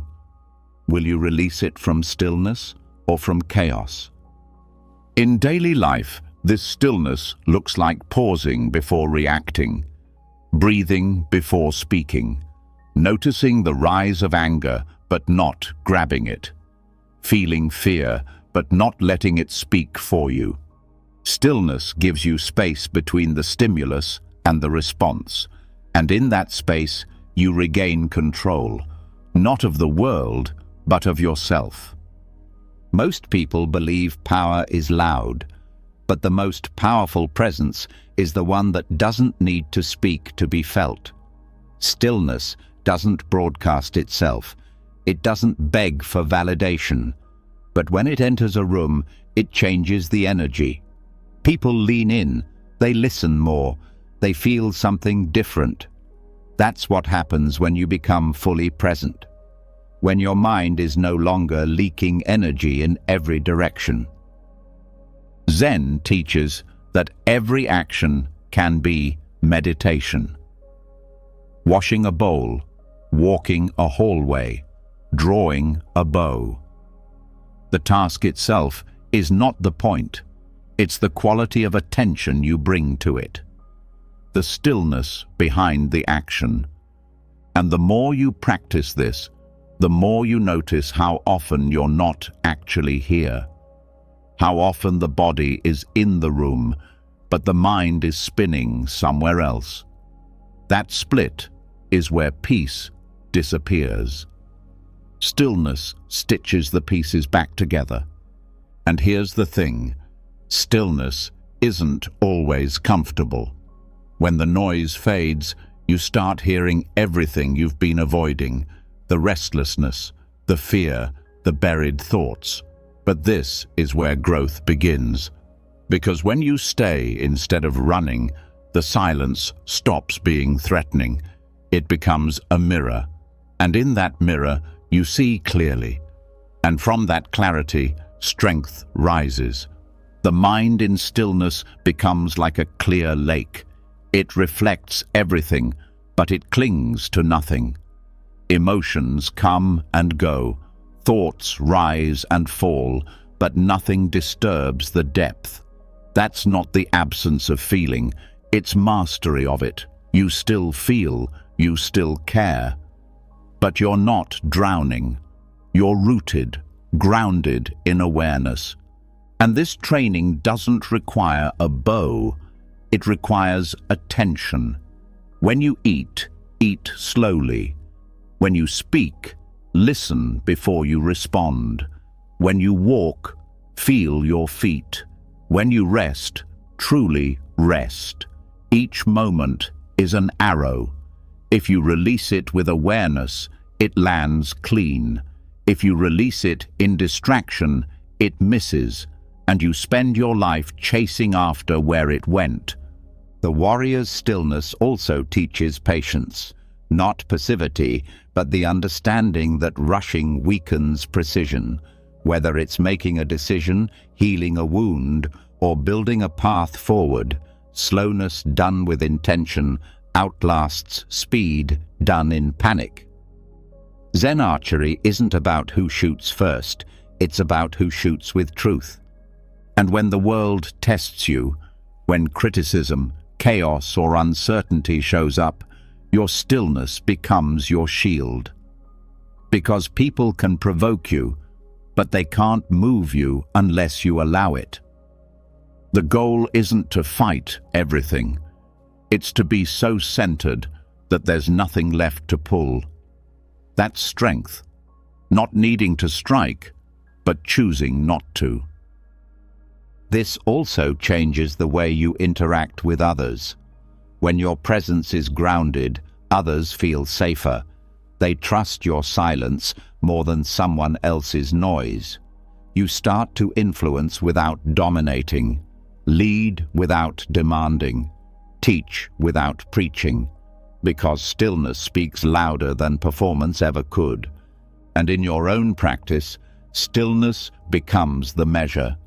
Not how much you know, not how many books you've read, but how quiet your mind can stay when life shakes the ground. Can you stay present in discomfort? Can you keep your breath steady when things go wrong? That's the work, that's the test. Not in theory, but in real moments. Confrontations, deadlines, grief, loneliness. That's where the arrow is drawn. And the way you respond shows how deep the training has gone. Stillness also teaches you to let go of outcome. In Zen archery, the goal is not to hit the target. The goal is to become the kind of person who can shoot with presence, who can release without attachment. That lesson extends to everything. You do your part. You show up fully, but you don't cling to the result. Because when the arrow leaves your hand, it's already out of your control. You trust the process, and then you bow. This kind of trust changes your relationship with failure. It stops being something to fear. It becomes feedback, a reflection, not of your worth, but of where your attention slipped. And instead of collapsing, you return to stillness, to form, to breath. You begin again. That's the quiet strength of the path, never needing to be perfect, only committed to presence. And when you live this way, life simplifies. The need to prove fades. The rush to win disappears. What's left is depth. A kind of presence that doesn't wear out, that doesn't need caffeine or adrenaline to stay awake, that doesn't fall apart when plans change or people misunderstand you. You carry the same stillness through joy and sorrow, success and failure. That's the warrior's stillness. Not a blank stare, not emotional flatness, but a depth of presence that can hold intensity without losing clarity. a silence that can hear what words miss, a calm so steady it becomes contagious. And it starts in small moments. Returning to the body, returning to the breath, noticing the urge to speak and choosing to wait, noticing the tension and choosing to breathe, over and over, until that stillness becomes second nature, until that silence stops feeling empty and starts feeling like home. This is the training, not just for monks, not just for warriors, but for anyone who wants to live with intention instead of reaction, who wants to move through life like a bow drawn with care, focused, grounded, alive. And once the warrior learns stillness, once silence becomes sharper than noise and presence steadier than reaction, something even more subtle begins to unravel beneath the surface. Not a sound, not a thought, but a deeper identity. One that's been quietly shaping every action, every reaction, every story. It's the self, the label, the inner character we've all been taught to build and defend. And now, the path takes a sharp turn. Not toward becoming more, but toward unlearning. Not toward finding a bigger identity, but toward dissolving the one that was never real. This is where Buddhism turns everything upside down, revealing a freedom most never find. The freedom from self. From the very beginning, identity gets assigned, first by others, names, roles, expectations, and then by ourselves, slowly building a mental image of who we are based on what we've done, how people see us, what we've gained or lost. That image becomes armor, and that armor becomes prison, because every time it's threatened by failure, by rejection, by change, the entire structure shakes. And most people spend their lives holding it up, patching the cracks, defending the illusion. But Buddhism teaches that this self we protect doesn't actually exist in the way we think it does. It's not a solid thing. It's a collection of memories, labels, preferences, and roles, none of which are stable, none of which define the core. And yet we cling to them, suffer for them, feel shame over them, because the idea of being nothing terrifies us more than any pain. This is where the real strength begins to build, not in fixing the self, but in letting go of the belief that you are that self. Because shame only sticks when there's a self to wound. Guilt only grows when it has a me to punish. Doubt only circles when it believes there's someone who must prove their worth. But when the self is seen as a concept, those emotions lose their grip. They still arise, but they don't stay. They don't define. This isn't about being emotionless. It's about seeing through the structure of identity that magnifies every emotion into a crisis. When the self is loosened, everything softens. Criticism becomes information. Mistakes become moments. There's no I to defend, only presence to return to. And that presence doesn't need identity to exist. It simply is. In meditation, this becomes clearer. You sit, thoughts come, feelings rise, memories appear. But who do they appear to? Who is the one watching? That silent awareness, that ungraspable space behind all the noise, that's closer to truth than any personality trait or label you've carried. The more you observe, the more you realize you are not your thoughts. You are not your emotions. You are not your name or your story or even your face in the mirror. You are the space they move through.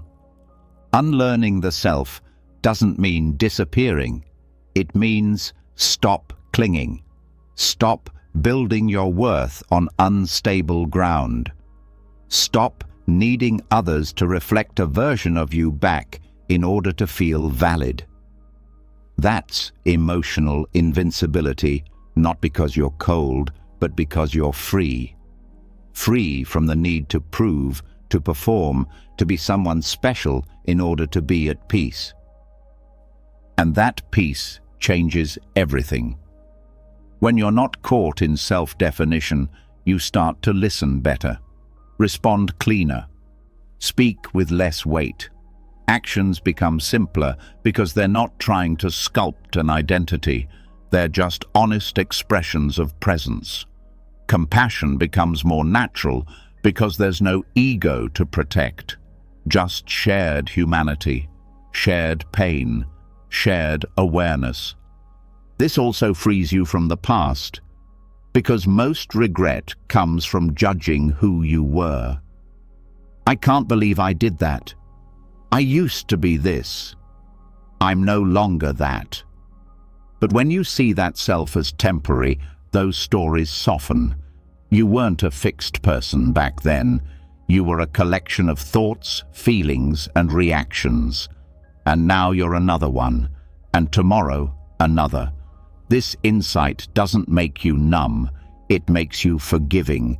It lets you breathe again, and even the future changes, because identity is often projected forward. I need to become someone. I need to live up to this version. I need to be remembered this way.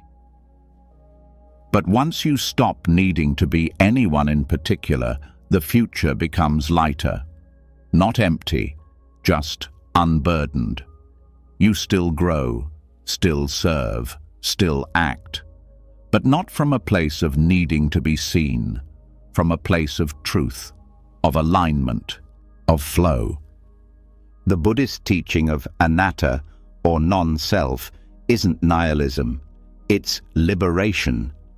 It doesn't say nothing matters. It says clinging to a fixed self causes suffering. And by loosening that grip, we find space to live more fully, more openly, more awake. This also transforms your relationships.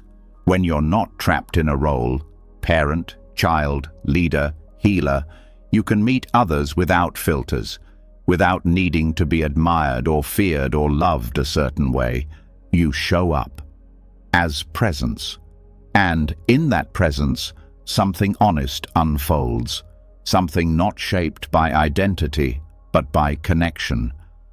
And when conflict happens, as it always does, unlearning the self allows for forgiveness, because you stop needing to be right in order to feel whole. You stop needing others to agree in order to feel safe. That flexibility is strength. It means you can bend without breaking. You can hear hard truths without crumbling. You can walk away from judgment without carrying it home. Even in solitude, the benefit appears. The fear of being alone is often the fear of being with no identity, no reflection, no audience. But when the self quiets, solitude becomes nourishing. Not lonely, but spacious. You meet your own awareness like an old friend. No performance, no roles, just being. And that being is enough. This kind of freedom can't be faked. It's not about rejecting all labels loudly. It's about no longer being bound by them inwardly. You can still have a name, a story, a style, but they no longer own you. They're useful tools, not your core.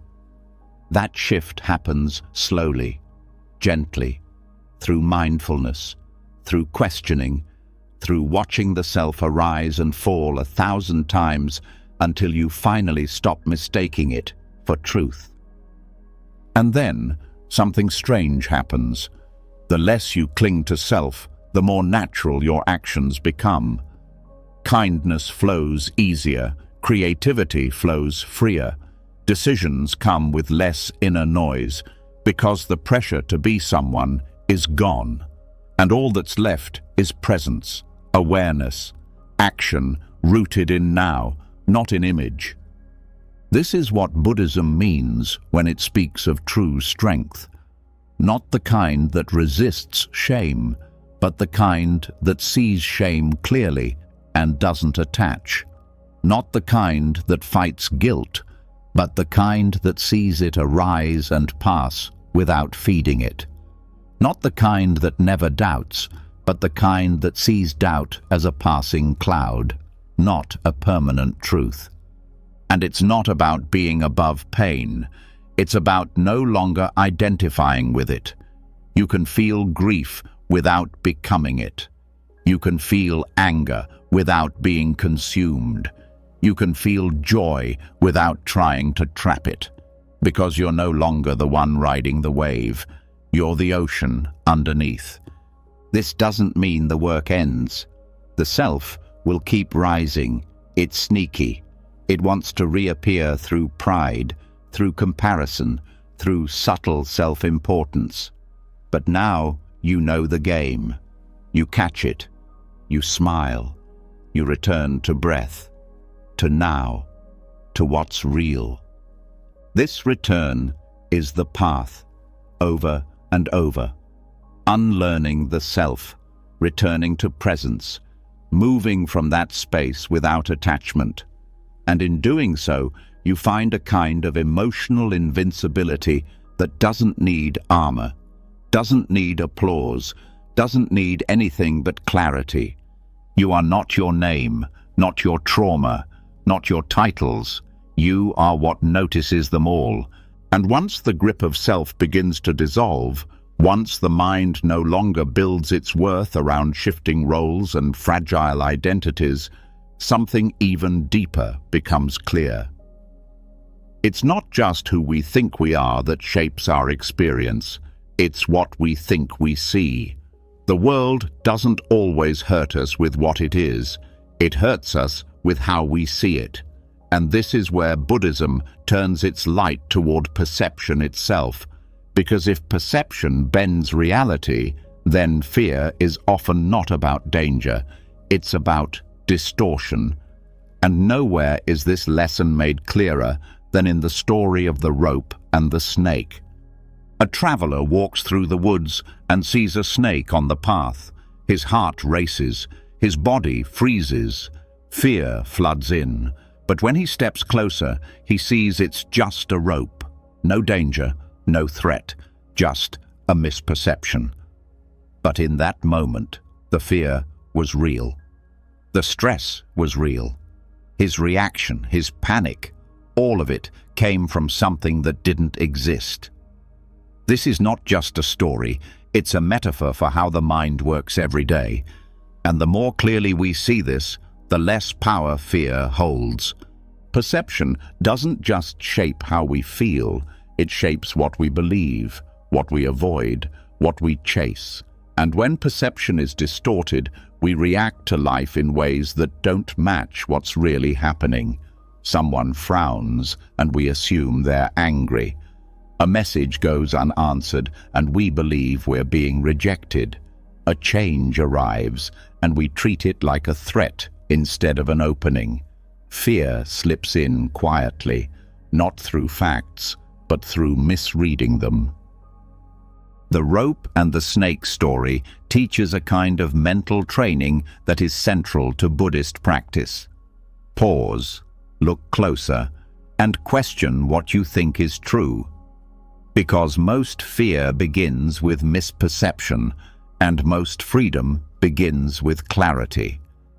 The more we train our mind to see clearly, the less we're controlled by the shadows it creates. This doesn't mean fear isn't real. It means fear often reacts before truth arrives. The body feels it instantly. The heart races. The thoughts spin. But fear's power doesn't come from danger. It comes from confusion. When you learn to slow down and look again, you give the mind time to correct the story, to check the facts. And in that space, courage begins. Fearlessness isn't the absence of fear. It's the refusal to react to what hasn't been truly seen. Buddhism trains this through mindfulness, watching thoughts without believing them, observing feelings without being swept away, noticing the stories your mind tells, and asking, is this a rope or a snake? This practice starts with awareness. When fear arises, the first response is not to push it away or analyze it to death. The first step is to breathe and pause, to let the first wave pass without judgment. Fear wants urgency, it wants movement. But the moment you pause, you take back your power. You stop reacting and you start investigating. And here's where perception begins to shift. You realize how many fears aren't yours. They were inherited. Stories passed down, assumptions picked up along the way, fear of failure, fear of abandonment, fear of not being enough. They didn't start with you. They were learned, and like the snake in the story, they can be unlearned too. This unlearning doesn't mean pretending fear is gone.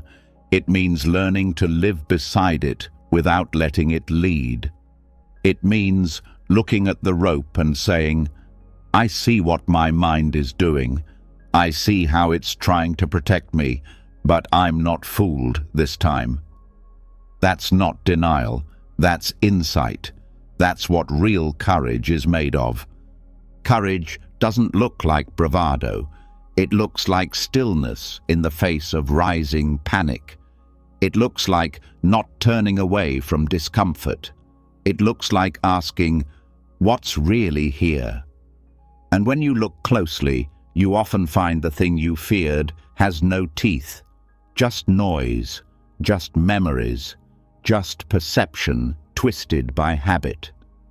Buddhist psychology teaches that perception is one of the 5 aggregates, the building blocks of experience. And because perception is always filtered through conditioning, it must be questioned. That's why so much of Buddhist meditation isn't about stopping thoughts. It's about seeing them clearly. Watching how fear colors perception, watching how desire distorts it too, and slowly, gently retraining the eyes. When you see through distortion, the mind starts to relax. Not because life becomes perfect, but because clarity removes confusion. A rope is just a rope. An unanswered message is just a delay. A change in someone's mood isn't always about you. These realizations don't remove challenge, but they remove unnecessary suffering. That's what perception training gives: less confusion, more truth. And it's not just emotional clarity, it's psychological strength. The kind of strength that comes from knowing your reactions aren't always reality. The kind that lets you hold your fear with open hands instead of clenched fists. The kind that gives you room to respond instead of just react. In everyday life, this practice becomes essential. In conversations, in conflict, in decision-making. How often do we see snakes where there are none? We misinterpret tone. We assume bad intent. We project our past onto someone else's silence, and in doing so, we create stress where there could have been peace. But perception can be retrained. Retraining starts with slowing down, with listening more, with noticing the first story the mind tells, and waiting before you act on it. It means giving yourself permission to be wrong about your first interpretation. And in that humility, new options appear. New understandings emerge. The rope reveals itself. And this has profound effects on relationships. Fear often shows up in the gap between perception and truth. When we assume the worst, we shut down, we lash out, we withdraw. But when we pause and ask, what if I'm misreading this? Something shifts. Compassion enters, curiosity enters. We stop defending and we start connecting. This also builds inner confidence. Because the less fooled you are by your own fear, the steadier you become. You stop needing every situation to be safe before you feel okay. You start trusting your ability to meet life with awareness instead of anxiety. That's not perfection, that's power. And the truth is, perception is always changing. What you once feared becomes familiar. What once overwhelmed you becomes a lesson. The mind can adapt, but it needs guidance. Without awareness, it runs old scripts. With awareness, it updates. That's the work. Not to force perception into something ideal, but to align it closer to reality. The rope and the snake also teach presence, because distortion often lives in the future or the past. We see snakes not because they're here, but because something from before tells us to expect them. But the rope, it's right here, now, and when we stay present, the mind doesn't need to predict, it can just observe. And in observation, fear softens. This kind of clarity also allows for quicker recovery. Fear may still arise, triggers may still appear, but you catch them sooner, you come back faster, you don't spiral as long, and every time you return to truth, your strength grows. Quietly, steadily, like light returning after a storm. The Buddhist path isn't about becoming fearless in the sense of never feeling afraid. It's about developing the wisdom to know when fear is real and when it's just a rope. That wisdom is built in silence, in stillness, in patient investigation, and the more you build it, the more freedom you gain. Because freedom doesn't always look like joy. Sometimes it looks like not panicking. Sometimes it looks like staying steady when the old story starts playing again. Sometimes it looks like saying, I don't know if this is a rope or a snake yet, but I'll find out. And in that space, the mind opens, the breath returns, the reaction softens, and you get to choose your next step instead of being pulled by fear's first impulse. This is perception training, not to remove all fear, but to build the strength that keeps fear from driving, to become more honest with yourself, to stop confusing the first thought with the final truth, and to let each moment teach you how to see a little clearer than before. And once the rope is seen for what it is, once perception clears and fear loses its hold, a new question begins to rise from the quiet. If clarity brings peace, why does restlessness still return?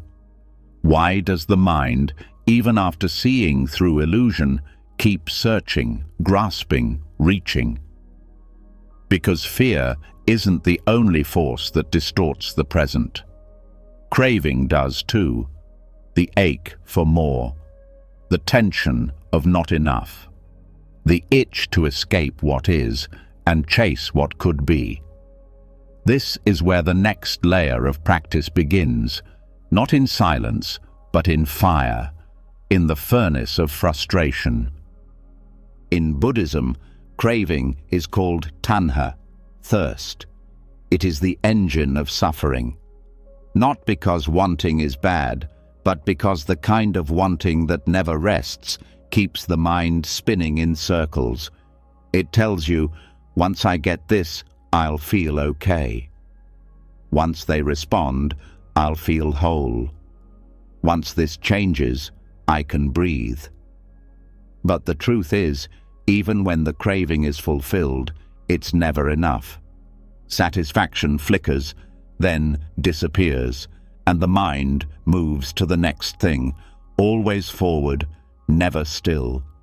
This craving isn't just about material things, it's psychological, emotional, craving for certainty, for recognition, for control, for a version of life that finally feels safe and finished. But life doesn't stop shifting. People don't stop changing. The body doesn't stop aging. And so, the craving becomes permanent tension, never satisfied, never silent. But here's where Buddhism offers something radical. It doesn't tell you to hate your cravings. It tells you to study them, to use them, to turn the very fire of dissatisfaction into a training ground for strength. Because craving isn't the enemy, it's the teacher. If you meet it directly, if you stop running from it and start walking through it with awareness. This begins with mindfulness. The moment craving arises, you pause. You feel it, not just as thought, but as sensation. The way your chest tightens, the way your breathing changes, the way your focus narrows to that one thing you think you need. That's the start of the training, not in resisting with force, but in witnessing with precision, not acting out the craving, not indulging it automatically, but also not repressing it with shame.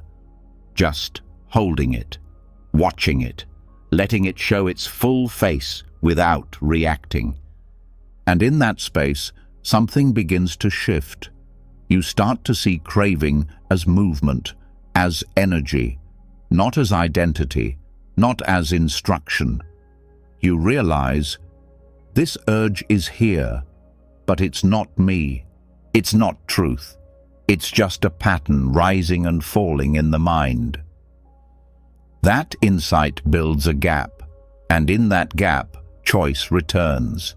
You can say no, not out of guilt, but out of clarity. You can sit with the desire without feeding it, and in doing that, you begin to melt the mental habits that once ruled you.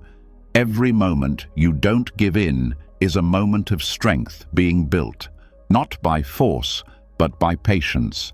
You become steady, spacious, unmoved by urges that used to control you, and the fire becomes useful, because it reveals where your attachments live. What you crave most intensely often shows you where your identity is tangled. The desire to be liked, to succeed, to be seen a certain way. These aren't random. They point to where the self is still clinging. And if you follow that thread mindfully, you can begin to untangle it. Craving is also a mirror. It reflects how deeply you believe peace is always somewhere else, somewhere later. Once you lose the weight, once the relationship works, once the job feels secure. But Buddhism invites a different path. It says peace is now. But it's buried under the illusion that something else must happen first. Craving is that illusion, and sitting with it, not acting on it, burns it down. This doesn't mean you stop wanting things. It means you stop being ruled by the wanting. You can have goals, you can move toward change, but without the inner grasping, without the belief that happiness is only possible once something else happens. That belief is the source of suffering, not the goal itself, but the desperation beneath it. And craving isn't always loud. Sometimes it whispers. The subtle dissatisfaction with how your day went. The quiet resentment that things didn't feel as good as you hoped. The underlying tension of always needing to be somewhere else, someone else, doing something more. That's craving too, and it adds up. It wears down your presence, your patience, your ability to rest in the now. But the moment you catch it, mid-thought, mid-desire, mid-frustration, you can change the trajectory. You can soften the grip. You can return to the breath. And every time you do that, your discipline grows, not as punishment, but as strength built from clarity. You're not fighting the craving, you're seeing through it. And what you see is this: craving creates dissatisfaction not because it fails, but because it promises something it can't deliver. It promises permanent relief. But the mind that gets what it wants is the same mind that will want again. So Buddhism doesn't chase relief, it trains presence, so that peace isn't conditional, so that you're not dependent on the world matching your preferences to feel okay. This also shifts how you handle pain, because often craving arises as escape, wanting to feel different, to distract, to numb, to avoid. But when you learn to stay with discomfort, to not reach for the usual fix, you start to build a different kind of resilience, the kind that doesn't come from changing what you feel, but from being able to hold what you feel without breaking. And over time, this changes your nervous system, your stress response, your emotional patterns, because every time you sit with craving without reacting, you send the body a new message. I'm safe here. I can stay. I don't need to run. That message rewires everything. It builds a groundedness that no achievement or relationship can give, because it's not built on having, it's built on letting go. And this has ripple effects everywhere, in how you eat, how you scroll, how you speak, how you respond to irritation. Craving touches all of it, and so mindfulness must enter all of it, not to shame you, but to train you, to turn your ordinary habits into sacred ground. Every time you feel the pull toward what you don't need and pause instead, you plant a seed of strength, of freedom, of a mind that doesn't flinch, because frustration itself isn't failure, it's fuel. It shows you where your edges are, where your discipline is still growing, where your peace still depends on control, and instead of avoiding that heat, you meet it. You enter the furnace not to burn up, but to burn through the illusion that you need more to be okay, through the lie that you can't sit with what is, through the belief that peace lives later, not now. And this practice isn't easy. It will test your patience, your pride, your old coping strategies. But every time you come back to the breath instead of the craving, every time you choose stillness over escape, you become stronger, not visibly, not dramatically, but deeply, quietly. With each decision not to feed the fire, you become the space around it. And eventually, the craving changes. It loses its urgency.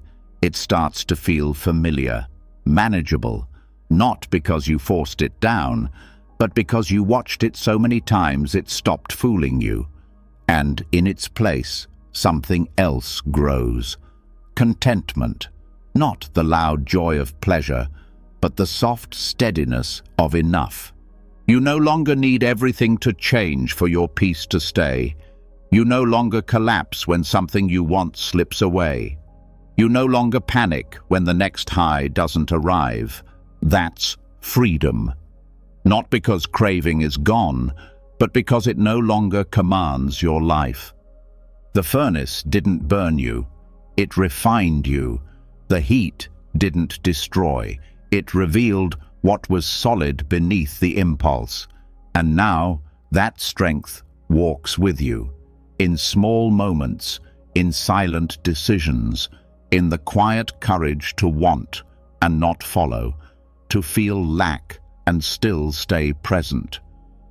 This is the path of using craving as fuel, not to chase, but to transform, not to get more, but to need less, not to silence desire, but to stop believing it controls who you are. And once the fire of craving has been endured, once you've sat through the burn without reaching, without numbing, without flinching, what's left is not exhaustion, but something calmer, a kind of stillness that feels earned. But life doesn't always burn in flames. Sometimes it strikes like a storm, sudden, cold, disorienting, and it's not about desire anymore. It's about reaction. The snap in your breath when things don't go your way. The tightening in your chest when someone pushes your limits. The jolt of judgment, panic, or insult. This is the next level of strength. Staying still in the storm, not hiding, not suppressing, but mastering the art of non-reactivity. The Buddhist cold shower for the mind. Non-reactivity doesn't mean you stop feeling, it means you stop becoming the feeling. You learn to hold the heat without spilling, the cold without shutting down. You witness the wave rise and you let it break, without lashing out, without escaping, without letting it drag you under. That's the training. And like a cold shower, it's uncomfortable at first, but it builds something most people never touch: emotional resilience born from stillness under pressure. Equanimity, in Buddhist terms, is the mind's balance point, the place where peace doesn't come from comfort, but from steadiness. You don't need things to be easy to feel okay. You don't collapse when they aren't. And the way to build this is the same way you'd train the body for cold: exposure, deliberate, repeated exposure to discomfort. Not to become numb, but to become clear, to teach the system you are safe, you don't have to react. This training happens in the small moments first. Someone cuts you off in traffic. Your phone glitches. A plan gets cancelled. The mind wants to fire off. But instead of obeying the impulse, you pause. You feel the heat rise. You notice the breath shift. And then you stay. No explosion, no story, just presence. That moment, tiny, silent, is where strength builds. Not in the dramatic victories, but in the 1,000 times you chose stillness over reaction. And like cold exposure, the mind fights back at first. It says, react now. Say something. Fix this. Punish them. But when you breathe through that signal, you interrupt the loop. You retrain your nervous system. You show your body and mind that discomfort is not danger, that not every pain is a crisis, that not every impulse needs a response. This changes the way you handle emotions too. Anger, sadness, jealousy, they still show up. But you stop treating them like emergencies. You treat them like weather, storms that pass, feelings to witness, not follow. That's equanimity, not coldness, clarity, not resistance, acceptance, and it turns your mind into something unshakable, not because life gets easier, but because your relationship with difficulty changes. Think of non-reactivity like sitting under a waterfall. The force of emotion hits, but instead of being swept away, you root yourself. You feel it fully, but you don't lose yourself in it. And the more you practice this, the more natural it becomes. Eventually, the waves lose their power, not because they're smaller, but because you're deeper. This is why Buddhist monks train in silence, why they walk slowly, why they bow, eat, and move with deliberate attention. It's not for show, it's training. Each moment becomes a chance to feel a rising urge and not follow it. To notice impatience and breathe through it. To meet irritation with stillness instead of speed. The outer calm reflects the inner one, built through repetition, not accident. And this training isn't limited to monasteries. It's for everywhere, in your work, your home, your relationships. Because the world will test your edges. People will misunderstand you. Events will shake your plans. Emotions will rise fast. But if you've built the capacity to pause, to feel without obeying, you stay steady. You become the calm in the room. This doesn't mean you tolerate injustice or swallow your voice. It means your response is clean, thoughtful, grounded. Non-reactivity gives you choice.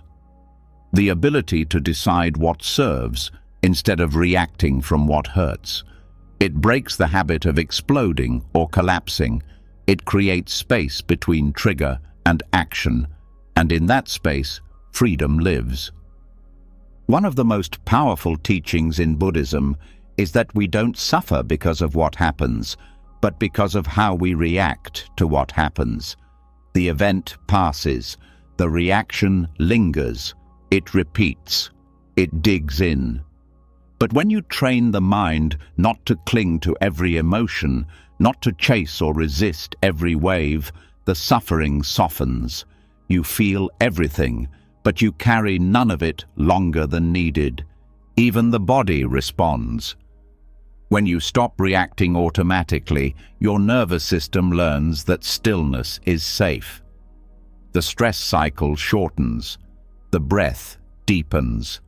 Your baseline calm increases. This isn't theory, it's physiology. Reaction burns energy. Stillness stores it. That's why people who train in non-reactivity feel different. Not just emotionally, but energetically. Their presence isn't loud, but it's solid. And you don't need hours of meditation to start. You just need the next moment, the next irritation, the next tension. When it comes, pause, breathe, feel the reaction rising, and choose not to feed it. Watch it like a scientist, label it without judgment, let it pass. That's the rep, that's the cold shower.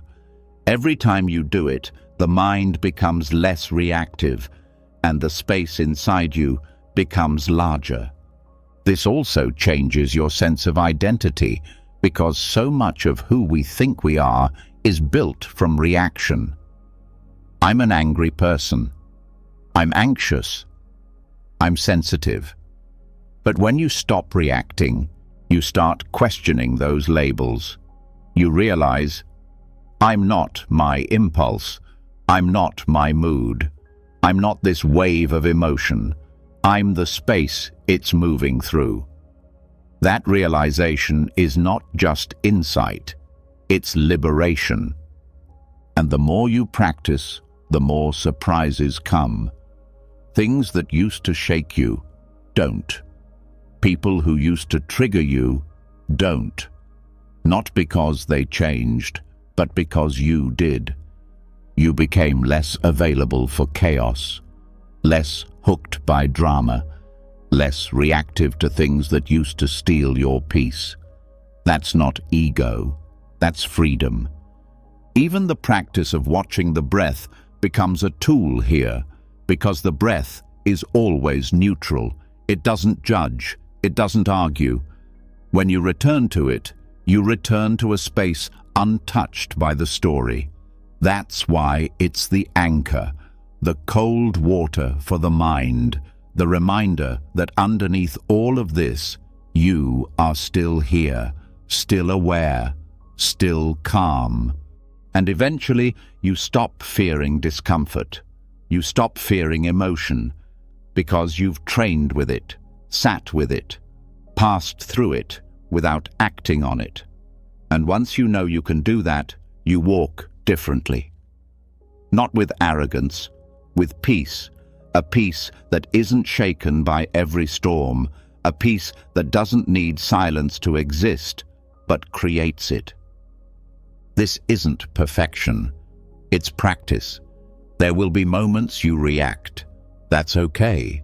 You return, you breathe, you learn, and slowly your baseline changes. The default becomes calm, the response becomes choice, and the storm passes through you instead of pulling you into it. This is the strength of non-reactivity, not flashy, not dramatic, but life-changing. Because in a world constantly triggering, pushing, and pulling, being still is the most radical thing you can do. And after enough time in the cold, after sitting through the shock of discomfort without reacting, without running, something else begins to grow underneath the skin. Stillness that doesn't tremble. A kind of quiet that's not passive, but powerful. A presence that no longer flinches when pressure rises or when life tests your edges. This is not numbness. It's not distance. It's something deeper, more grounded. It's what Buddhism points to when it speaks of the mind as a mountain, not because it doesn't feel, but because it doesn't move. Now the training goes inward, not to escape the world, but to anchor within it. This is the core of Buddhist meditation, not to float above life, but to become unshakable in the middle of it. Meditation in this context isn't about achieving bliss or reaching special states. It's about presence. It's about building a mind so steady that even when the world stirs with chaos, even when emotions try to pull you under, even when thoughts scream for your attention, you remain. Not as a wall, but as a witness. Not cut off from life, but deeply rooted in it. The image of the mountain isn't about detachment from reality. It's about a connection so deep, so grounded, that nothing on the surface can uproot it. And the process begins the moment you sit. When the body is still, the mind reveals its habits, the urge to fix, to chase, to problem solve, the itch to label, to predict, to escape. All of it shows up. Not because you're failing, but because you're finally paying attention. And in that awareness, you start to see what usually drives you, the thoughts you confuse for truth, the feelings you mistake for commands, and instead of being pulled by them, you observe. You breathe, you sit. Over time, this sitting becomes more than just posture. It becomes a statement. I will not run. I will not hide. I will stay. And the more you stay, the more you build the capacity to remain unshaken, not because storms stop coming, but because you stop getting lost in them. The mountain doesn't stop the weather, it holds through it. That's the strength you're cultivating. And this stillness is active. It sees everything, hears everything, feels everything, but it doesn't get entangled. The mind becomes wide enough to hold pain without panic, spacious enough to hold joy without clinging, present enough to witness the full spectrum of life without collapsing into it. This isn't easy, but it's what changes everything. At first, it may feel impossible. The thoughts won't slow down, the body fidgets, the emotions rise in waves. But the practice is not to fix those things, it's to let them be there without becoming them. When sadness arises, you don't drown, you watch.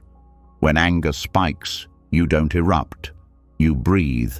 When fear whispers, you don't run, you return to now. That's the discipline. That's the quiet revolution taking place inside you. And this doesn't just affect your inner world, it transforms your outer one too, because the stronger your presence becomes, the less you react out of fear, the less you speak from insecurity, the less you fall into habits that hurt you. You start responding instead of reacting, listening instead of defending, pausing instead of pushing. And in that shift, your relationships soften, your decisions sharpen, your energy steadies. The mountain doesn't reject the world, it holds space for it. And meditation trains you to do the same. When conflict arises, you meet it with presence.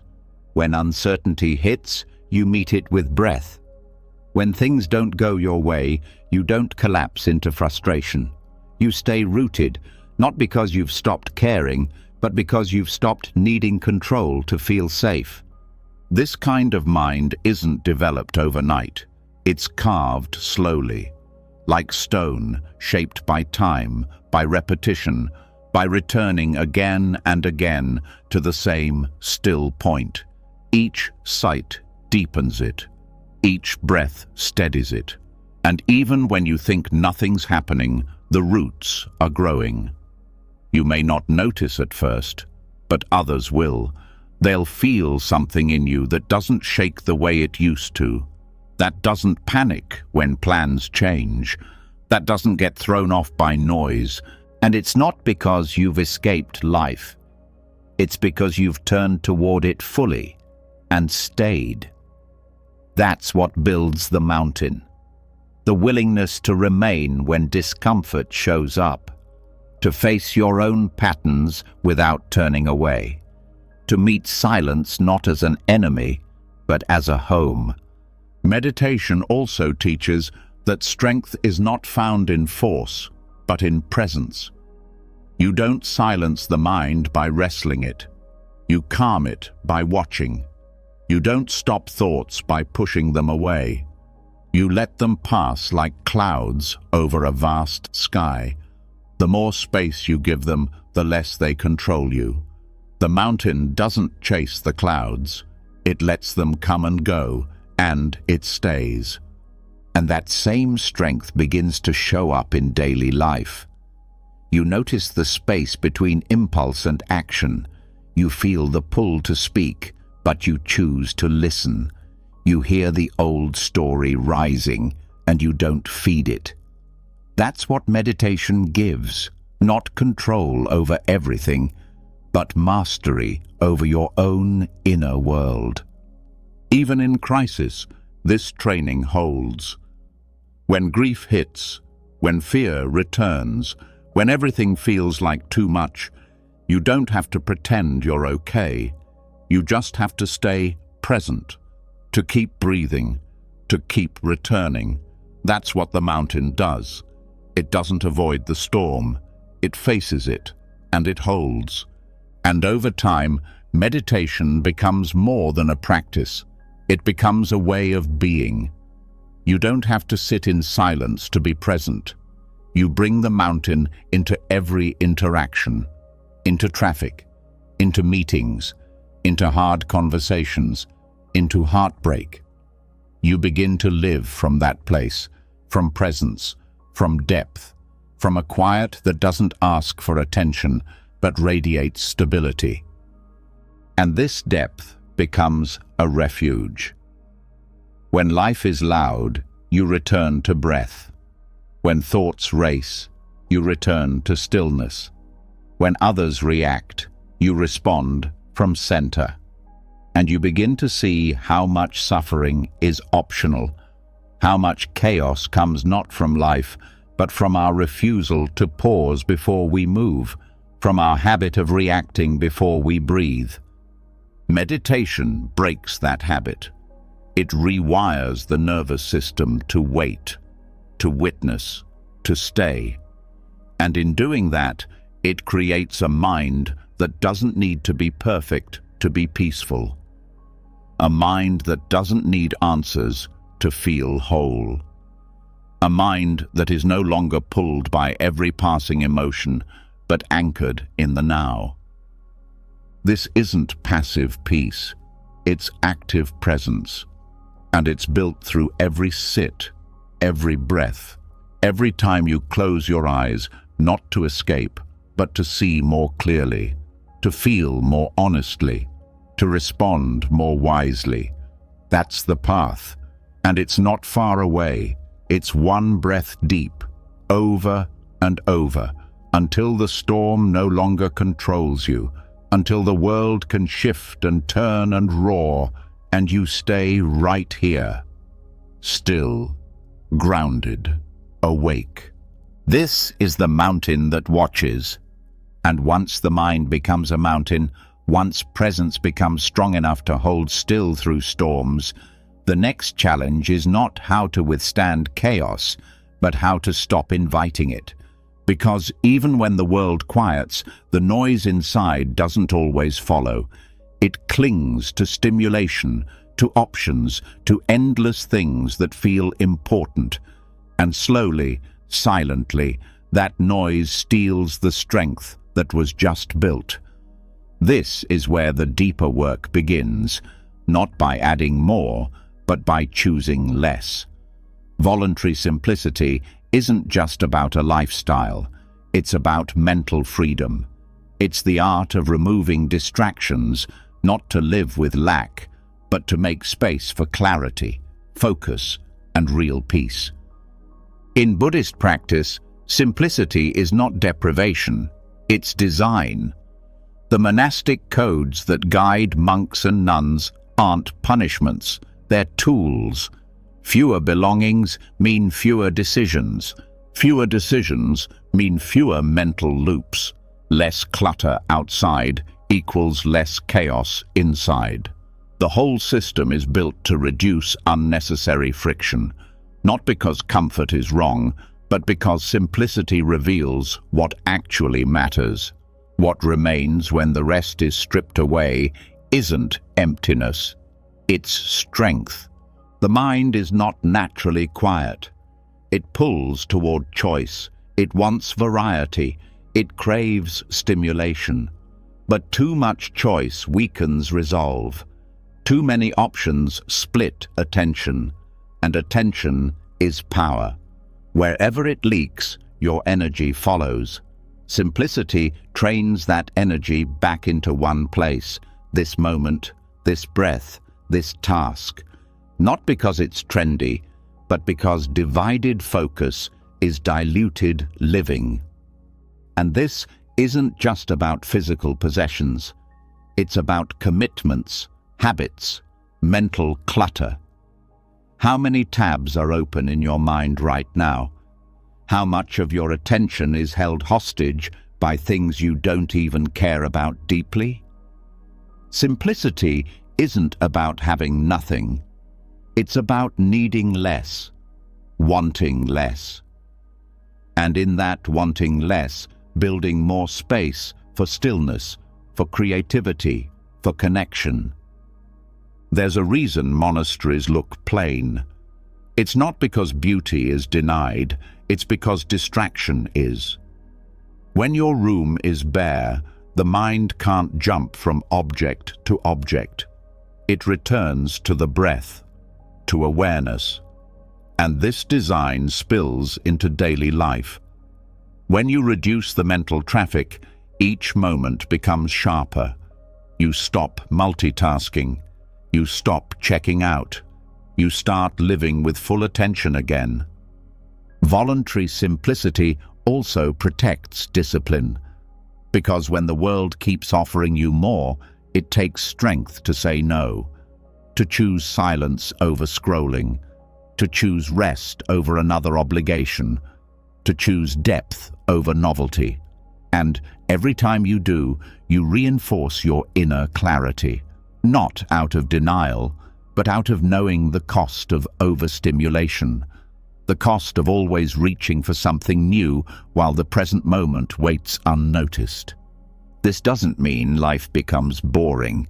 It means it becomes intentional. When you eat, you eat. When you speak, you speak. When you walk, you feel your feet. Each action becomes sacred, not because of what it is, but because of the space you gave it. That's what simplicity offers. Not the removal of joy, but the return of presence to things you forgot were joyful. And the mind, when it adjusts, starts craving less automatically. Once it experiences the peace of fewer distractions, it stops chasing stimulation as much. The nervous system recalibrates. The dopamine feedback loops slow down. You stop needing constant noise to feel alive. And in the quiet, you realize that most of what you thought you needed was only blocking you from seeing what was already here. In practice, this might mean owning fewer clothes, or saying no to more events, or leaving more space in your schedule, or deleting apps that steal your focus. But beneath all that, the real simplicity is internal. It's how many identities you carry, how many expectations, how many mental checklists you run every hour. When those drop, what remains is clean, focused, grounded. Even monks who live with almost nothing aren't practicing poverty. They're practicing freedom, because the less they have, the more attention they reclaim. And with that attention, they train, they serve, they reflect, they deepen. That's the core principle. Clear space equals clear mind, and a clear mind is unshakable. But in modern life, simplicity has to be chosen. No one hands it to you. The default is complexity, more notifications, more choices, more noise.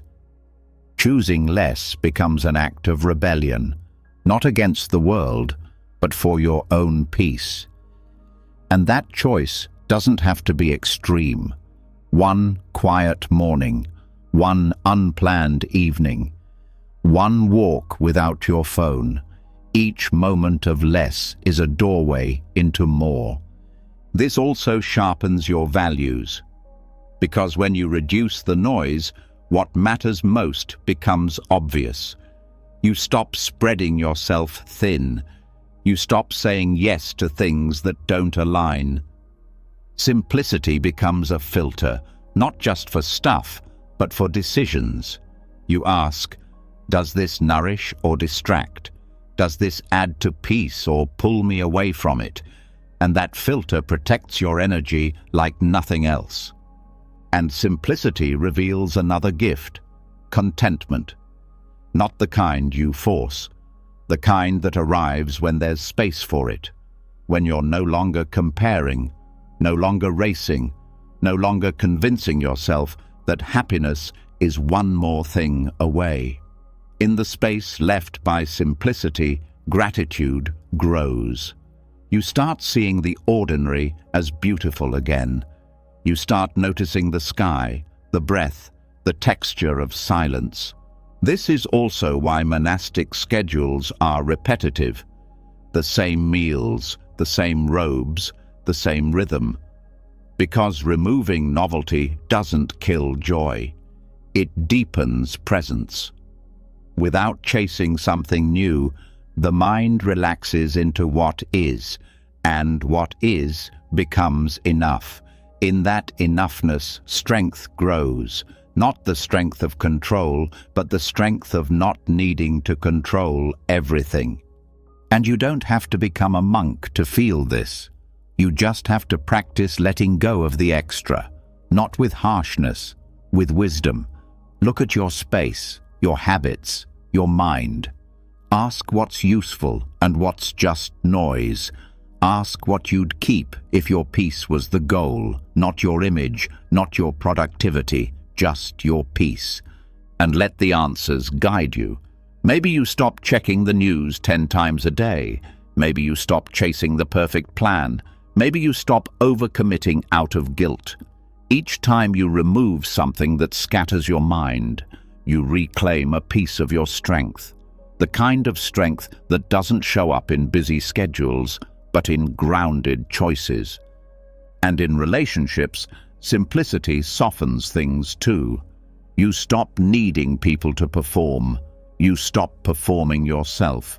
You start valuing presence over perfection, a real conversation, a shared silence, time that doesn't need to prove its worth.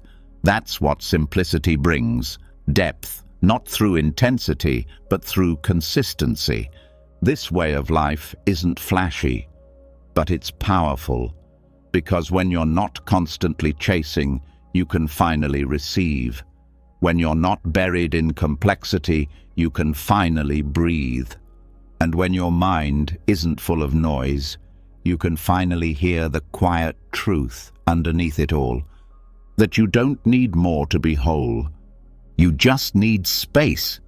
And when the clutter is cleared, when life is trimmed down to its essence and the mind finally has room to breathe, something strange begins to happen. You stop needing to win every argument. You stop feeling the pull to prove yourself.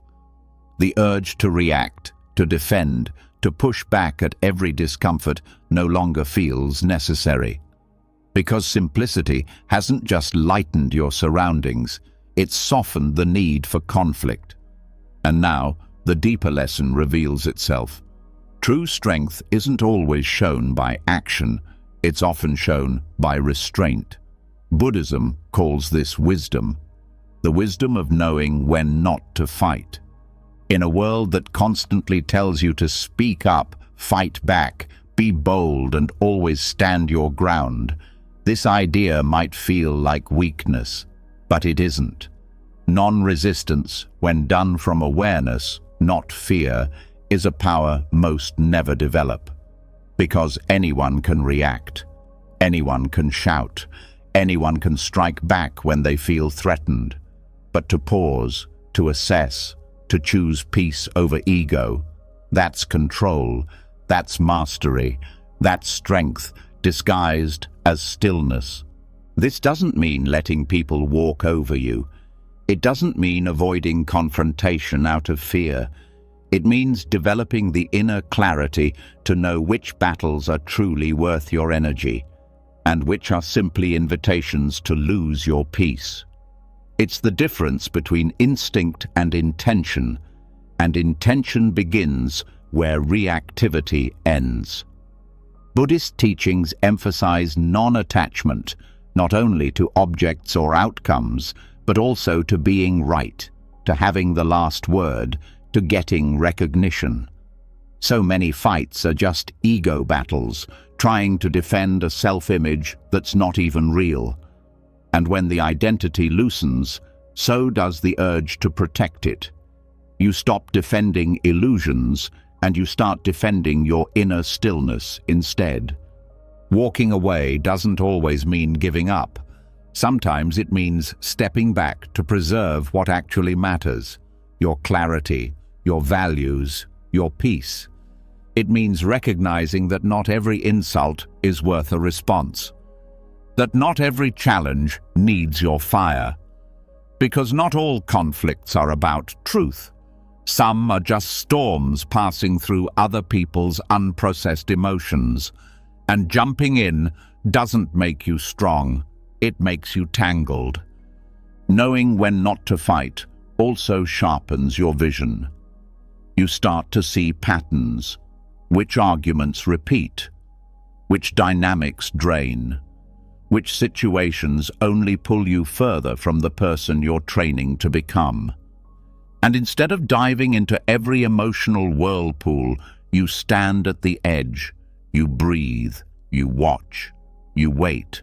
And in that waiting, you choose your next move from awareness, not emotion. This is what the Buddha did again and again. When challenged, he often remained silent, not because he didn't have answers, but because he understood the energy behind the question. Was it coming from genuine curiosity, or from the need to trap, to test, to provoke? He wasn't reactive, he was deliberate. He didn't lose power in silence, he owned it. And that's what this training gives you, the ability to hold your center when others lose theirs, the ability to walk away not with shame, but with strength, the ability to respond without being dragged into battles that leave everyone more broken than before. Even in relationships, this wisdom heals. Not every disagreement needs a verdict. Not every misunderstanding needs to be dissected. Sometimes, the deeper strength is in choosing to stay quiet until the heart is calm, until the heat has passed, until the truth can be spoken without the need to win. This doesn't mean suppressing, it means choosing. Choosing the moment, choosing the tone, choosing whether the outcome is worth the emotional cost. And if it's not, choosing to let it go, not out of weakness, but because you're building a life that's not fueled by conflict. And this choice is subtle. It happens in real time, in the pause before you respond, in the silence after someone provokes you, in the breath you take before deciding whether to send that message, say that sentence, make that move. These small gaps are where strength is forged, because anyone can speak, but it takes depth to be silent with purpose. It also takes courage, because the ego hates silence. It feels like losing, it feels like shrinking, but it isn't. It's refinement. When you walk away with clarity, with dignity, with peace, you've already won. Because no argument is worth losing your presence for. No clash is worth shattering your stillness. That stillness took work. It took sitting with discomfort, unlearning old patterns, facing your shadows. Don't trade it for a moment of being right. There's a story in Zen of a monk who was insulted by a passerby. Instead of responding, he bowed gently and walked away. Later, another monk asked him why he didn't say anything. He replied, "If someone offers you a gift and you don't take it, who does it belong to?" That's the principle, not rejection, but non-participation. Let the energy stay where it started. Let the storm pass without opening your door to it. This kind of strength isn't recognized by the world often. It's quiet, invisible, but it builds something unshakable.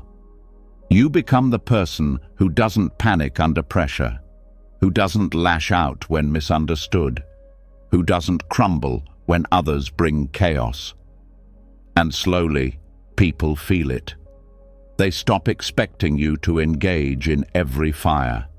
They begin to trust your calm more than their own noise. And this training must be lived, not just understood, in real conflicts, in real disappointments, when someone blames you unfairly, when someone speaks with cruelty, when someone attacks your character. That's when the lesson is tested. Can you pause? Can you choose stillness over revenge? Can you protect your energy by walking away, not out of fear, but out of love, for your own sanity, for your long game, for the path you're walking? And when you do this, something else shifts.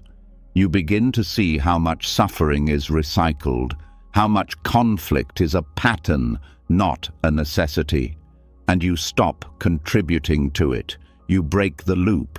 You interrupt the dance. And that interruption is where healing begins, not just for you, but for everyone watching. Because sometimes your silence teaches more than your words. Sometimes your restraint models a new way to respond.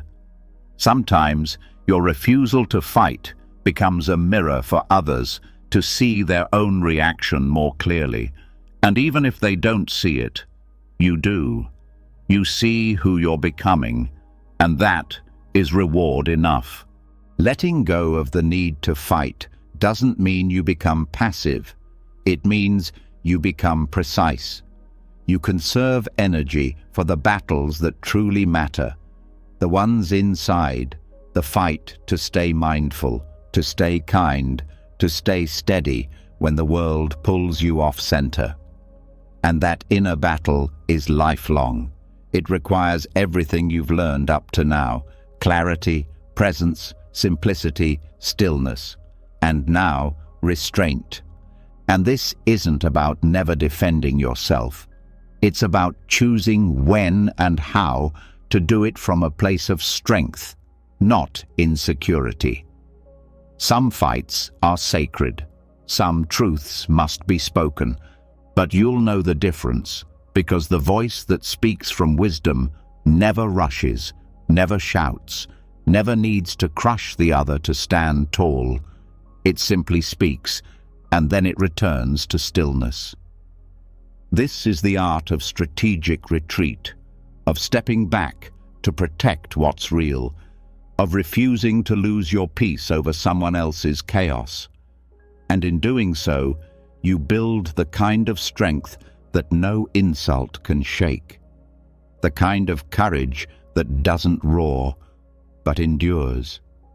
And when you've chosen not to fight, when you've stepped back with clarity instead of lunging forward in ego, the space you create doesn't feel like surrender.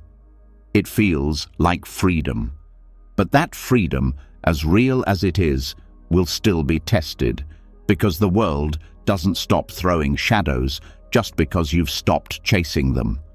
People will still misunderstand you, some will insult, some will lie, and injustice will still happen, no matter how centered you are. This is where the next layer of strength is built, not in how loudly you respond, but in how deeply you remain untouched. Now the mind must learn what few ever do, how to stay unshaken when the world tries to shake you. Buddhist teachings have long emphasized the need for inner protection. Not walls, not emotional armor in the traditional sense, but a kind of mental training that makes the mind resilient without making it hard. A state of presence so refined that even when someone throws their worst words at you, it doesn't stick.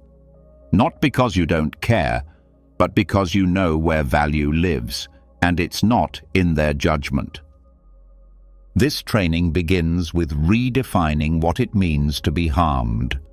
Most people believe that an insult is harm, that humiliation is damage, that being wronged automatically means losing peace.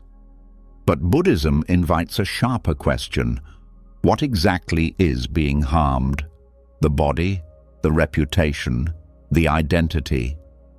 When you stop identifying with these things, you realize that insult only lands if there's something in you clinging to the image it attacks.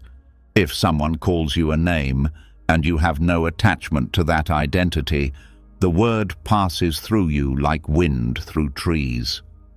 But if you cling to who you think you are, strong, smart, respected, then anything that threatens that self-image becomes painful. This is where suffering is born. Not in the words themselves, but in the places they land. And Buddhist practice is about clearing those landing zones. One of the techniques used to train the mind for this is contemplation of the self as empty. This isn't nihilism, it's liberation. If there's no solid, unchanging me to defend, then no insult can pierce anything permanent.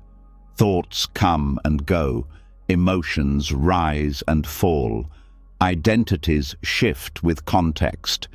And when you start to see the mind this way, as something fluid, not fixed, you stop needing everyone to see you the same way all the time.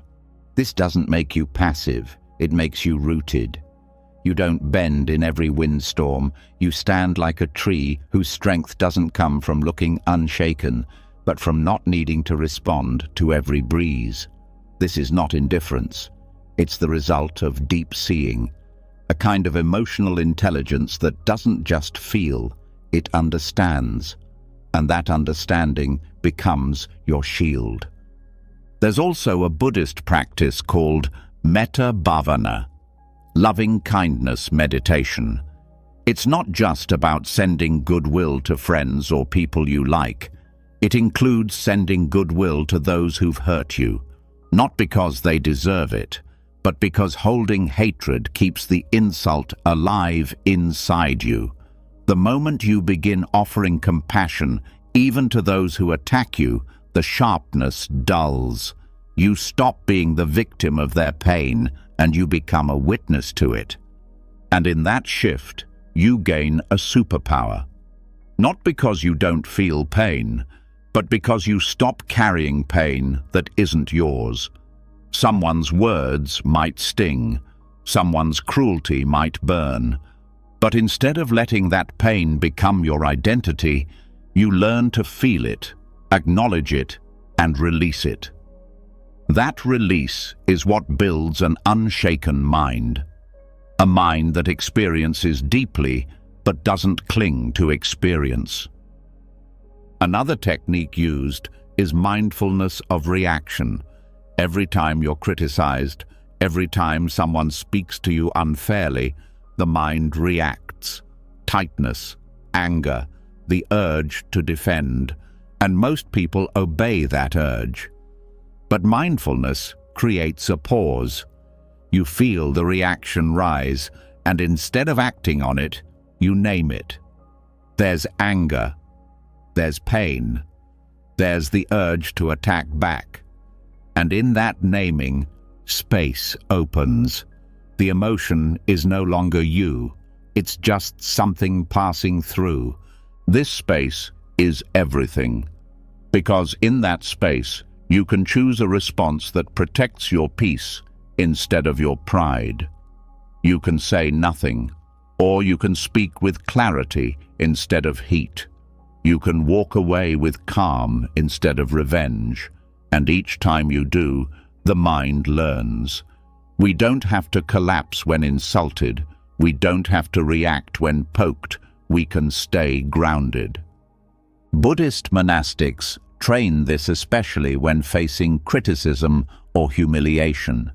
Some even seek out these moments, not to be hurt, but to observe the mind's attachment. If you can hear a false accusation and feel your heart race, you've discovered where your clinging lives, and in that awareness, you begin the work of dissolving it, not to become numb, but to become free. Freedom is the real goal here, not control, not perfection. Freedom from the emotional strings others try to pull. Freedom from needing everyone to agree. Freedom from being imprisoned by other people's approval or disapproval. That kind of strength doesn't wear a crown. It wears silence, stillness, a quiet that can't be touched. And even in the face of injustice, real injustice, this training holds. Buddhism doesn't ask you to ignore wrongs. It asks you to meet them with wisdom instead of reaction.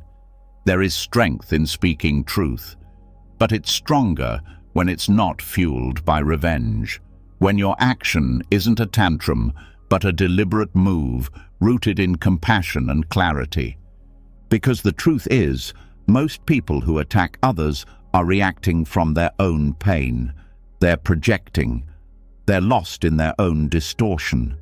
And when you understand that, you stop taking things so personally. You stop confusing someone else's suffering for your identity. And in that separation, you find peace. That peace becomes your home, your anchor. And when it's stable enough, the world can scream, and you can whisper back, "I don't need to absorb this." That's not denial, that's discernment. Knowing what to hold and what to release. Knowing which words matter and which ones are just echoes of someone else's storm. This also transforms how you talk to yourself, because the worst insults often come from within: the shame, the regret, the inner critic. And all the techniques you use to face outer attacks apply here too. You observe, you breathe, you notice the story, and you don't feed it. You return to presence, to what's real, to what's happening now, not what happened years ago, not what could have been, not what others think. Just now. And in this now, there's nothing to defend, nothing to prove. Just breath, just awareness, just the quiet knowing. I am not what they say. I am not what I fear. I am not the roles I play. You are presence, consciousness, the space in which all of this happens, but not the content itself. This isn't an idea, it's a lived experience, and the more you return to it, the stronger you become. Not by building walls, but by realizing you don't need them, because the things that used to pierce you don't land anymore. There's nowhere for them to stick. That's the unshaken mind. Not immune to pain, but no longer run by it. Not afraid of conflict, but no longer owned by it. Not desperate for peace, but radiating it from within. That's the kind of strength you carry quietly. The kind that can sit in a room full of chaos and remain untouched. Not because you're special, but because you've trained, and the training never ends. But every moment of awareness adds a layer of protection.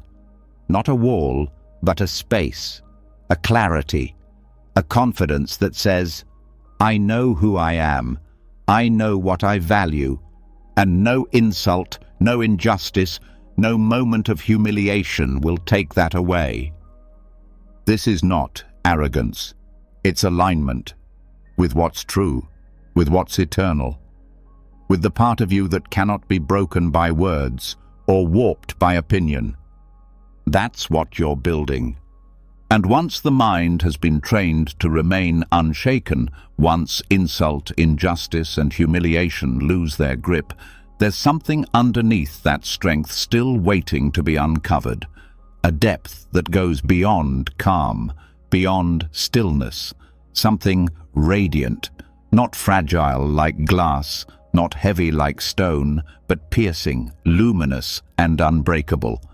In the teachings of Vajrayana Buddhism, this is the diamond mind, a state of awareness so clear it reflects all without distortion, so strong it cannot be shattered, and so sharp it cuts through illusion like light through darkness. What you're about to enter now is a different dimension of practice, not just mental discipline, but energetic transformation. In Vajrayana, or Tibetan Buddhism, the diamond is not just a metaphor. It's a symbol of the indestructible nature of awakened mind. Called Vajra in Sanskrit, it represents clarity that doesn't blur, power that doesn't dominate, and presence that doesn't fade. The diamond mind is not built through logic or argument. It is forged through experience, through visualization, mantra, and tantric techniques designed to activate the deepest layers of consciousness. This path begins where most others stop, not with silence, but with sound, not with stillness alone, but with form and energy combined. Visualization practices in Vajrayana are not fantasy. They are sacred tools for reshaping the mind's inner landscape. You are not imagining for escape. You are invoking for transformation. Visualizing a deity is not about worship. It's about mirroring. Every quality you see in the deity, compassion, fearlessness, wisdom, is already within you. The practice is meant to awaken it. When a practitioner visualizes themselves as a bodhisattva or a wrathful deity, they are not pretending. They are training the nervous system to hold that energy, to become it. The symbols used, lotuses, flames, weapons, halos, are not decoration. They are precise tools for activating specific qualities in the mind. Every petal means something. Every color, every gesture, every sound has a purpose. They're like keys, unlocking doors most people never knew existed. And mantras, those ancient syllables repeated over and over, are not magic spells. They are vibrational anchors. Their repetition isn't about belief, it's about resonance. The sound of a mantra begins to shape the rhythms of the mind. It pulls thought patterns into alignment. It interrupts noise and installs clarity. Reciting a mantra isn't about escape, it's about return. Return to the deepest part of you that already knows how to stand in fire without burning. The diamond mind is not achieved by avoiding suffering. It's achieved by walking straight into it, with tools that protect you not by shielding you, but by transforming the way you relate to pain. Visualization does this by changing what the mind sees when difficulty arises. Instead of seeing yourself as a victim, as small, as overwhelmed, you see yourself as expansive, illuminated, empowered. You see the qualities of awakened mind already present. And through that seeing, you begin to live differently. In Vajrayana, even wrath has a place. Fierce deities with flaming hair and wild eyes are not images of rage. They are symbols of fierce compassion, the kind of power that cuts through delusion, not to destroy, but to liberate. When you face fear or ego with that energy inside you, you stop negotiating with doubt. You burn through it, not with violence, with clarity, with presence, with an unshakable connection to what cannot be broken. This practice is not casual. It requires preparation, a steady foundation of ethics, mindfulness, and discipline. Vajrayana does not skip the groundwork, it builds on it. And once that foundation is strong, the symbolic techniques deepen what's already there. They don't replace the basics, they unlock their full potential. The diamond mind is also trained in the body, not through tension, but through subtle awareness. Vajrayana includes practices like inner fire meditation, working with subtle energy channels in the body to generate clarity and warmth. The breath is visualized as light, the body as transparent. Emotions are met not just as sensations, but as flowing energy that can be redirected, not suppressed. You don't kill anger. You transform it into precision. You don't numb desire. You refine it into devotion. This is alchemy, not rejection, but transformation. And the strength that arises from this isn't loud. It's stable. When someone tries to shame you, the diamond mind sees the truth behind the words. When a situation turns chaotic, the diamond mind doesn't panic. It shines. When old fears surface, they are met not with collapse, but with presence that cuts through illusion, like a blade, like a beam, like a diamond catching light.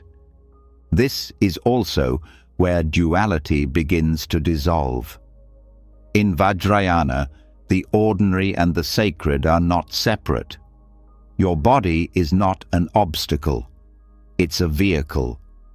Your breath is not mundane, it's a bridge. Your life, even in its messiest moments, is not a distraction from the path, it is the path. The mind doesn't have to become perfect to be indestructible. It just has to stop identifying with its distortions and start training its gaze on truth. Truth in this tradition is not just awareness of impermanence, it's direct realization of your own nature. The part of you that is not born and does not die, not as belief, but as felt experience. Vajrayana uses every tool available, sound, image, movement, imagination, to wake you up to that nature. And once it's seen, it cannot be unseen. That's what indestructibility means. Not that you won't feel pain, but that your core clarity will not break under it. Even death is viewed differently. In Vajrayana, teachings on the bardo, the transitional state after death, the same techniques are used. Visualization and mantra help the practitioner stay awake during the most disorienting transitions. The diamond mind, trained in life, remains clear even when the body dissolves. Fear may arise, but it doesn't control. Confusion may appear, but it doesn't stick, because the awareness has been trained to remain lucid, to recognize illusion and return to essence. This kind of mental power isn't exclusive. It's available, but it requires commitment.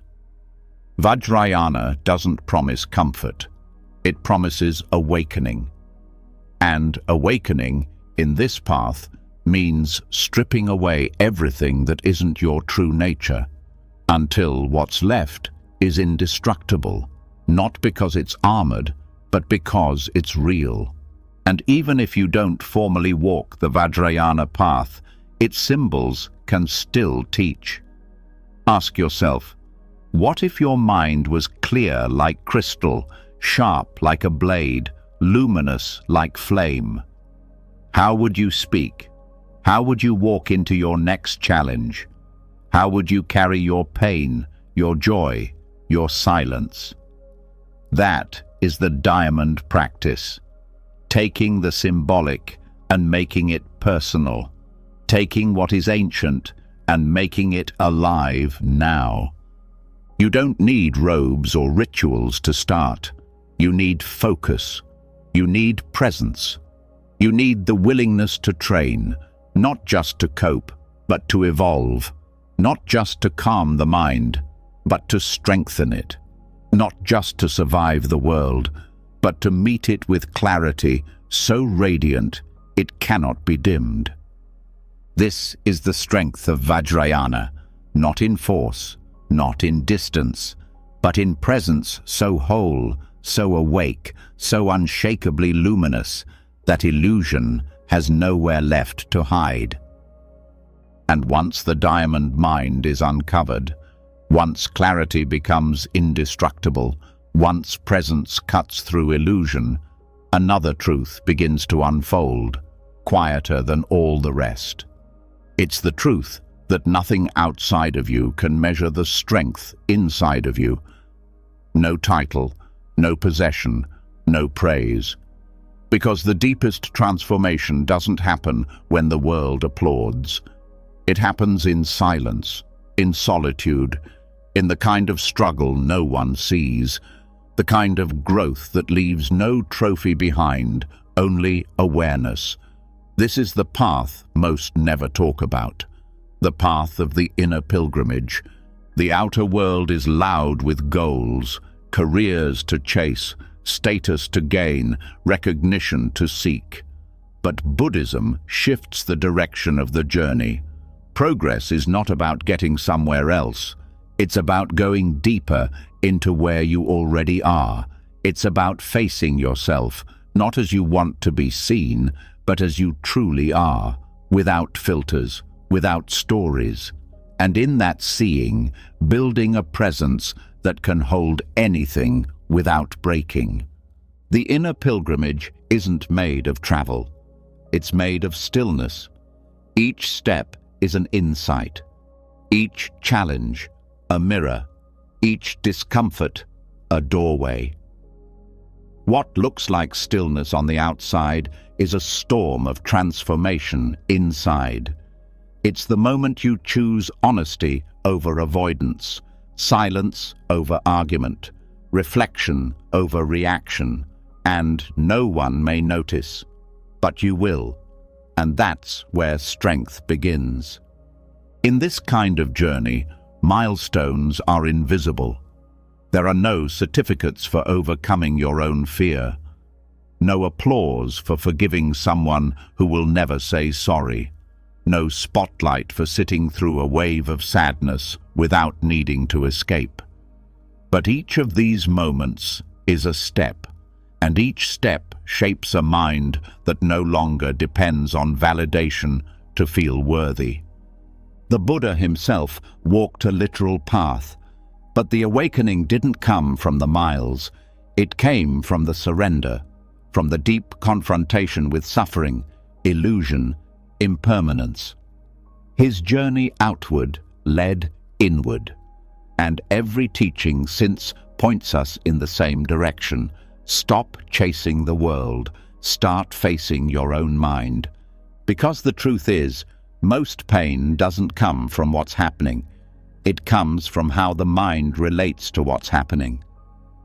The inner pilgrimage is the process of changing that relationship, learning to meet pain with compassion instead of resistance, to meet joy without clinging, to meet confusion with curiosity instead of fear.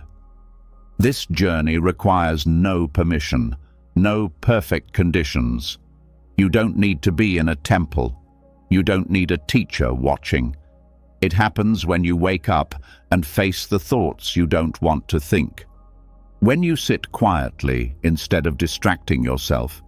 When you look honestly at your habits, your reactions, your cravings, and instead of judging, you stay. You watch. You learn. And that learning is real progress, because each insight, each small shift in perception, builds a mind that is less shaken by the outside world. You don't get there in a straight line. You circle back. You revisit old patterns with new eyes. You fall down and get up, not because someone told you to, but because you've seen that standing is its own reward. Even your darkest moments become steps on this path, times when everything fell apart, when you were forced to let go, when silence was all that was left. These moments don't set you back. They deepen you. They crack the surface and expose something truer underneath. Pain becomes teacher. Loss becomes mirror. Confusion becomes fuel. The inner pilgrimage teaches you that strength isn't about getting through life untouched.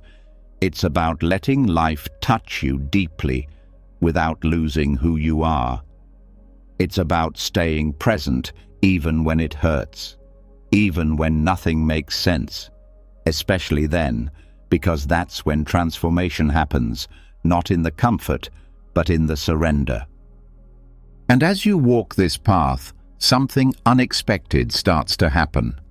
The things that used to define you begin to fade. The roles, the labels, the expectations.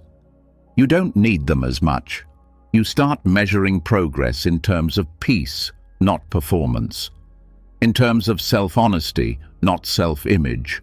In terms of how gently you can meet the parts of yourself you used to reject. This doesn't mean you stop achieving. It means achievement no longer defines your worth. You can succeed without needing success to fill a hole. You can contribute without losing yourself in the outcome. You can serve without making it about being seen. That shift doesn't make your life smaller. It makes your presence larger. Because you're no longer fractured between who you are and who you're pretending to be. The inner pilgrimage also transforms how you relate to others.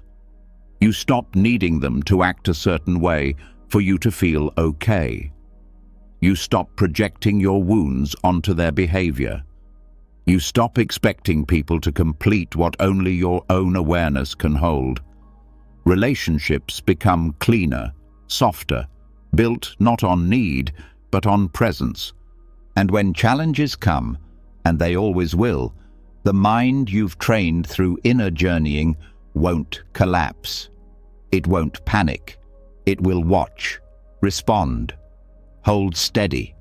Not because it's above emotion, but because it's practiced staying with emotion without being consumed. That practice becomes your foundation, a kind of groundedness no one can take. Even your inner critic starts to lose its power, not because it disappears, but because you stop believing it. You hear the old voices, but you recognize them as echoes, not truth. You don't fight them. You let them pass. You return to now, again and again, and that returning becomes your strength. This journey also strips away comparison, because when your progress is measured inwardly, you stop comparing your life to others. You stop measuring your timeline against someone else's. You stop needing to match their pace or mirror their path. Your growth becomes intimate, private, sacred, and that makes it real.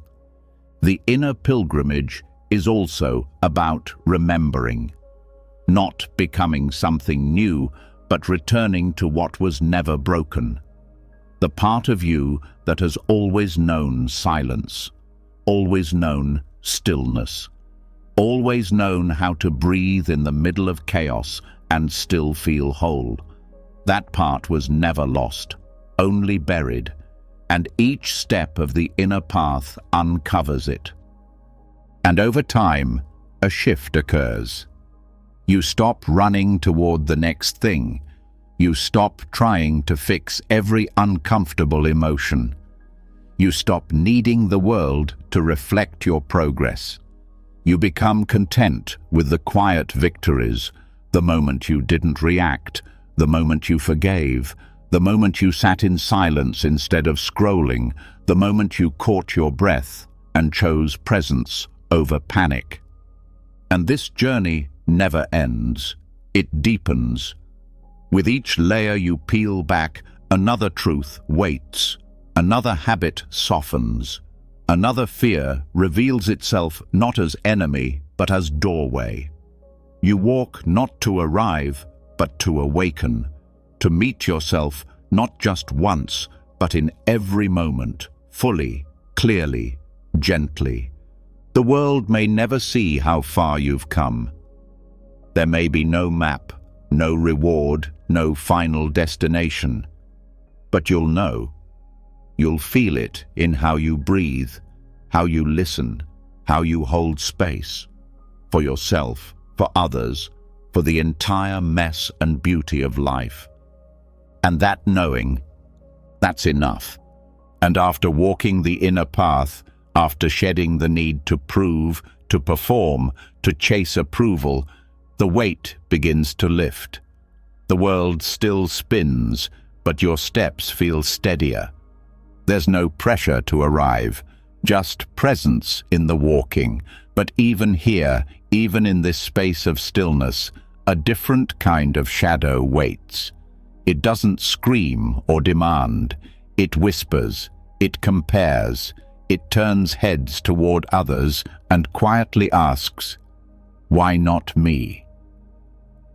This is the subtle grip of measurement, and breaking free from it isn't just about silence, it's about strength. Strength that doesn't rise by climbing over others, but by celebrating them. This is where the practice of mudita begins. Joy that isn't yours, but frees you anyway. In Buddhism, mudita is called sympathetic joy, the ability to feel genuine happiness for someone else's success, beauty, peace, or growth, not as a performance, not as politeness, as truth. This joy is not loud. It doesn't announce itself. It smiles inwardly, and in that smile, something radical happens. The engine of comparison starts to shut down. Most minds are conditioned to measure. How much am I doing compared to them? How far have I come? What do I lack that they have? These questions may not be spoken out loud, but they shape the nervous system. They plant dissatisfaction, even in moments of abundance. Comparison tightens the breath. It blinds the eyes. You could have everything you once prayed for and still feel behind if your gaze is always tilted toward someone else. But mudita flips that script. It trains the mind to find joy in the success of others, not because you get something from it, not because it's expected, but because joy is expansive, because celebrating someone else doesn't take away from you, it actually gives back. Every moment of jealousy contracts the heart. Every moment of sympathetic joy opens it. This doesn't mean you pretend. You don't force joy when there's pain. You don't deny your feelings. You include them. But you also investigate them. You ask, why does this person's light dim mine? Why does their joy feel like a threat? And when you sit with that honestly, you see that it never was about them. It was about the internal belief that worth is limited, that success is a race, that love is a spotlight only one person can stand in at a time. But Buddhist practice teaches something different. That value isn't based on ranking, that peace isn't built through competition, that the more you can celebrate others, the more free you become. Because the deeper truth is this: someone else's beauty doesn't erase your own. Someone else's growth doesn't slow yours. Life is not a ladder, it's a field, and there's room to bloom in all directions. The mind might resist this at first. It will say, if they win, I lose. If they're praised, I'm forgotten. These thoughts are habits, not facts, and they come from a scarcity mindset, a belief that love, worth, success are resources that run out. But they don't. The more you give, the more you expand. The more you celebrate, the more you soften. Practicing mudita begins with awareness. You notice the spark of jealousy. You don't judge it, you sit with it, and then you breathe into it. You ask, can I soften here? Can I feel happy for them, even a little, even if part of me still aches? That honesty is the doorway, because the point is not perfection, it's transformation. And when you practice mudita consistently, something else happens. You stop keeping score. You stop counting likes, comparing milestones, measuring timelines. Your worth detaches from numbers, from roles, from expectations. It roots into presence, into action, into who you are when no one's watching. This is how quiet confidence is built, not the kind that needs applause, the kind that sits in a room full of successful people and feels no need to shrink or compete, the kind that says, I'm glad for you, and means it. Because your peace isn't threatened by someone else's light. In fact, their light helps you see more clearly. This shift also changes relationships. When you stop comparing, you start connecting. You listen better. You speak with less performance. You love without trying to outshine. And in that simplicity, people feel safer. Walls drop. Egos soften. Conversations deepen. Because the energy of measurement has left the room. And this practice doesn't just apply to peers, it applies to everyone. The person who seems ahead, the one who got what you wanted, even the stranger living the life you dream of. When mudita is alive, their joy becomes a reminder, not a threat, a reflection of what's possible, not a mirror of your lack. This doesn't mean you stop striving. It means you strive from wholeness. You still work, still grow, still pursue your vision, but not to catch up, not to prove. You move because it's your path, not because someone else has made you feel behind. That change in motive is subtle, but it transforms the experience of progress. You start waking up with less tension. You stop questioning your pace. You begin to trust that your story has its own rhythm, that your timing doesn't have to match theirs, that you can move slow and still arrive, that you can celebrate someone's leap while taking your own quiet step. And this shift also builds protection, because the world will keep feeding comparison, social media, gossip, competition. But when you've trained in mudita, those triggers don't stick the same way. You scroll, and instead of tension, you feel joy. You hear someone's good news, and your heart opens instead of tightens.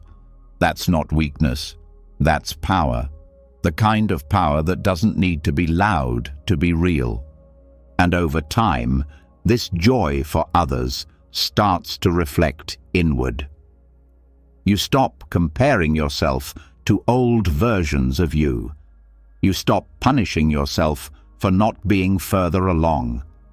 You begin to trust the unfolding. Not because it's perfect, but because it's yours. You stop needing to borrow someone else's journey to validate your own. This is the fruit of mudita. Not just kindness, not just love, freedom from envy, from insecurity, from the endless itch of not enough. You don't have to keep proving anything. You just keep showing up with presence, with peace, with a heart that stays open even when the world tempts it to close. And when setbacks happen, as they always do, the mind trained in mudita recovers faster, because it's not tied to ranking. It doesn't see failure as falling behind. It sees it as part of the path, part of the unfolding, and it rests there, without shame, without urgency, just awareness, just breath. This kind of mind cannot be manipulated. It doesn't chase false status. It doesn't collapse under criticism. It stands, not on a pedestal, but on groundedness, on the deep knowing that value is not a trophy. It's your ability to live in alignment with truth, with care, with presence. So when others shine, let them. When others win, cheer for them. When others grow, grow with them. Not as competition, as companions. There is no race. There is only the unfolding, the breath, the next kind word, the next honest step. That's where strength lives now. You've just walked through the quiet storm of the self. You've stood in the fire of craving without reaching. You've watched the rope turn back into a rope. You've felt the cold surge of non-reactivity, stood unmoved like a mountain, and tasted the sharp edge of the diamond mind. You've stepped off the map and into the silence where real strength grows, not from applause, not from comparison, not from control, but from presence. This wasn't a lesson in pretending to be calm. It was a journey through the cracks, the shadows, the forgotten corners of your own mind. You've learned that gentleness is not weakness, it's resilience without sharp edges. That surrender isn't giving up, it's giving space. That simplicity isn't less, it's power refined. That silence doesn't mean absence, it means control that doesn't shout. That strength isn't something to show, it's something you become. Now the noise of the world may return, the chaos, the pressure, the comparisons. But something inside you has changed. You'll feel it when someone tests your patience and you breathe instead of break. You'll feel it when jealousy knocks and you open the door with joy. You'll feel it when things fall apart and you remain seated in the middle of it all, grounded, still, present. That is inner strength. Not built in the gym, not built in the spotlight, built in the unseen hours, built in stillness, built in surrender, built in the way you choose to meet this very moment and the next. If this journey moved something in you, if a single insight landed and stayed, leave a comment and let us know which moment hit the deepest. Your words might help someone else wake up too. And if you want to keep building this kind of strength, real, quiet, unshakable strength, subscribe to the channel and hit the bell. There's more waiting, and we'll walk it together. Sleep well, grow strong, and stay soft where it counts.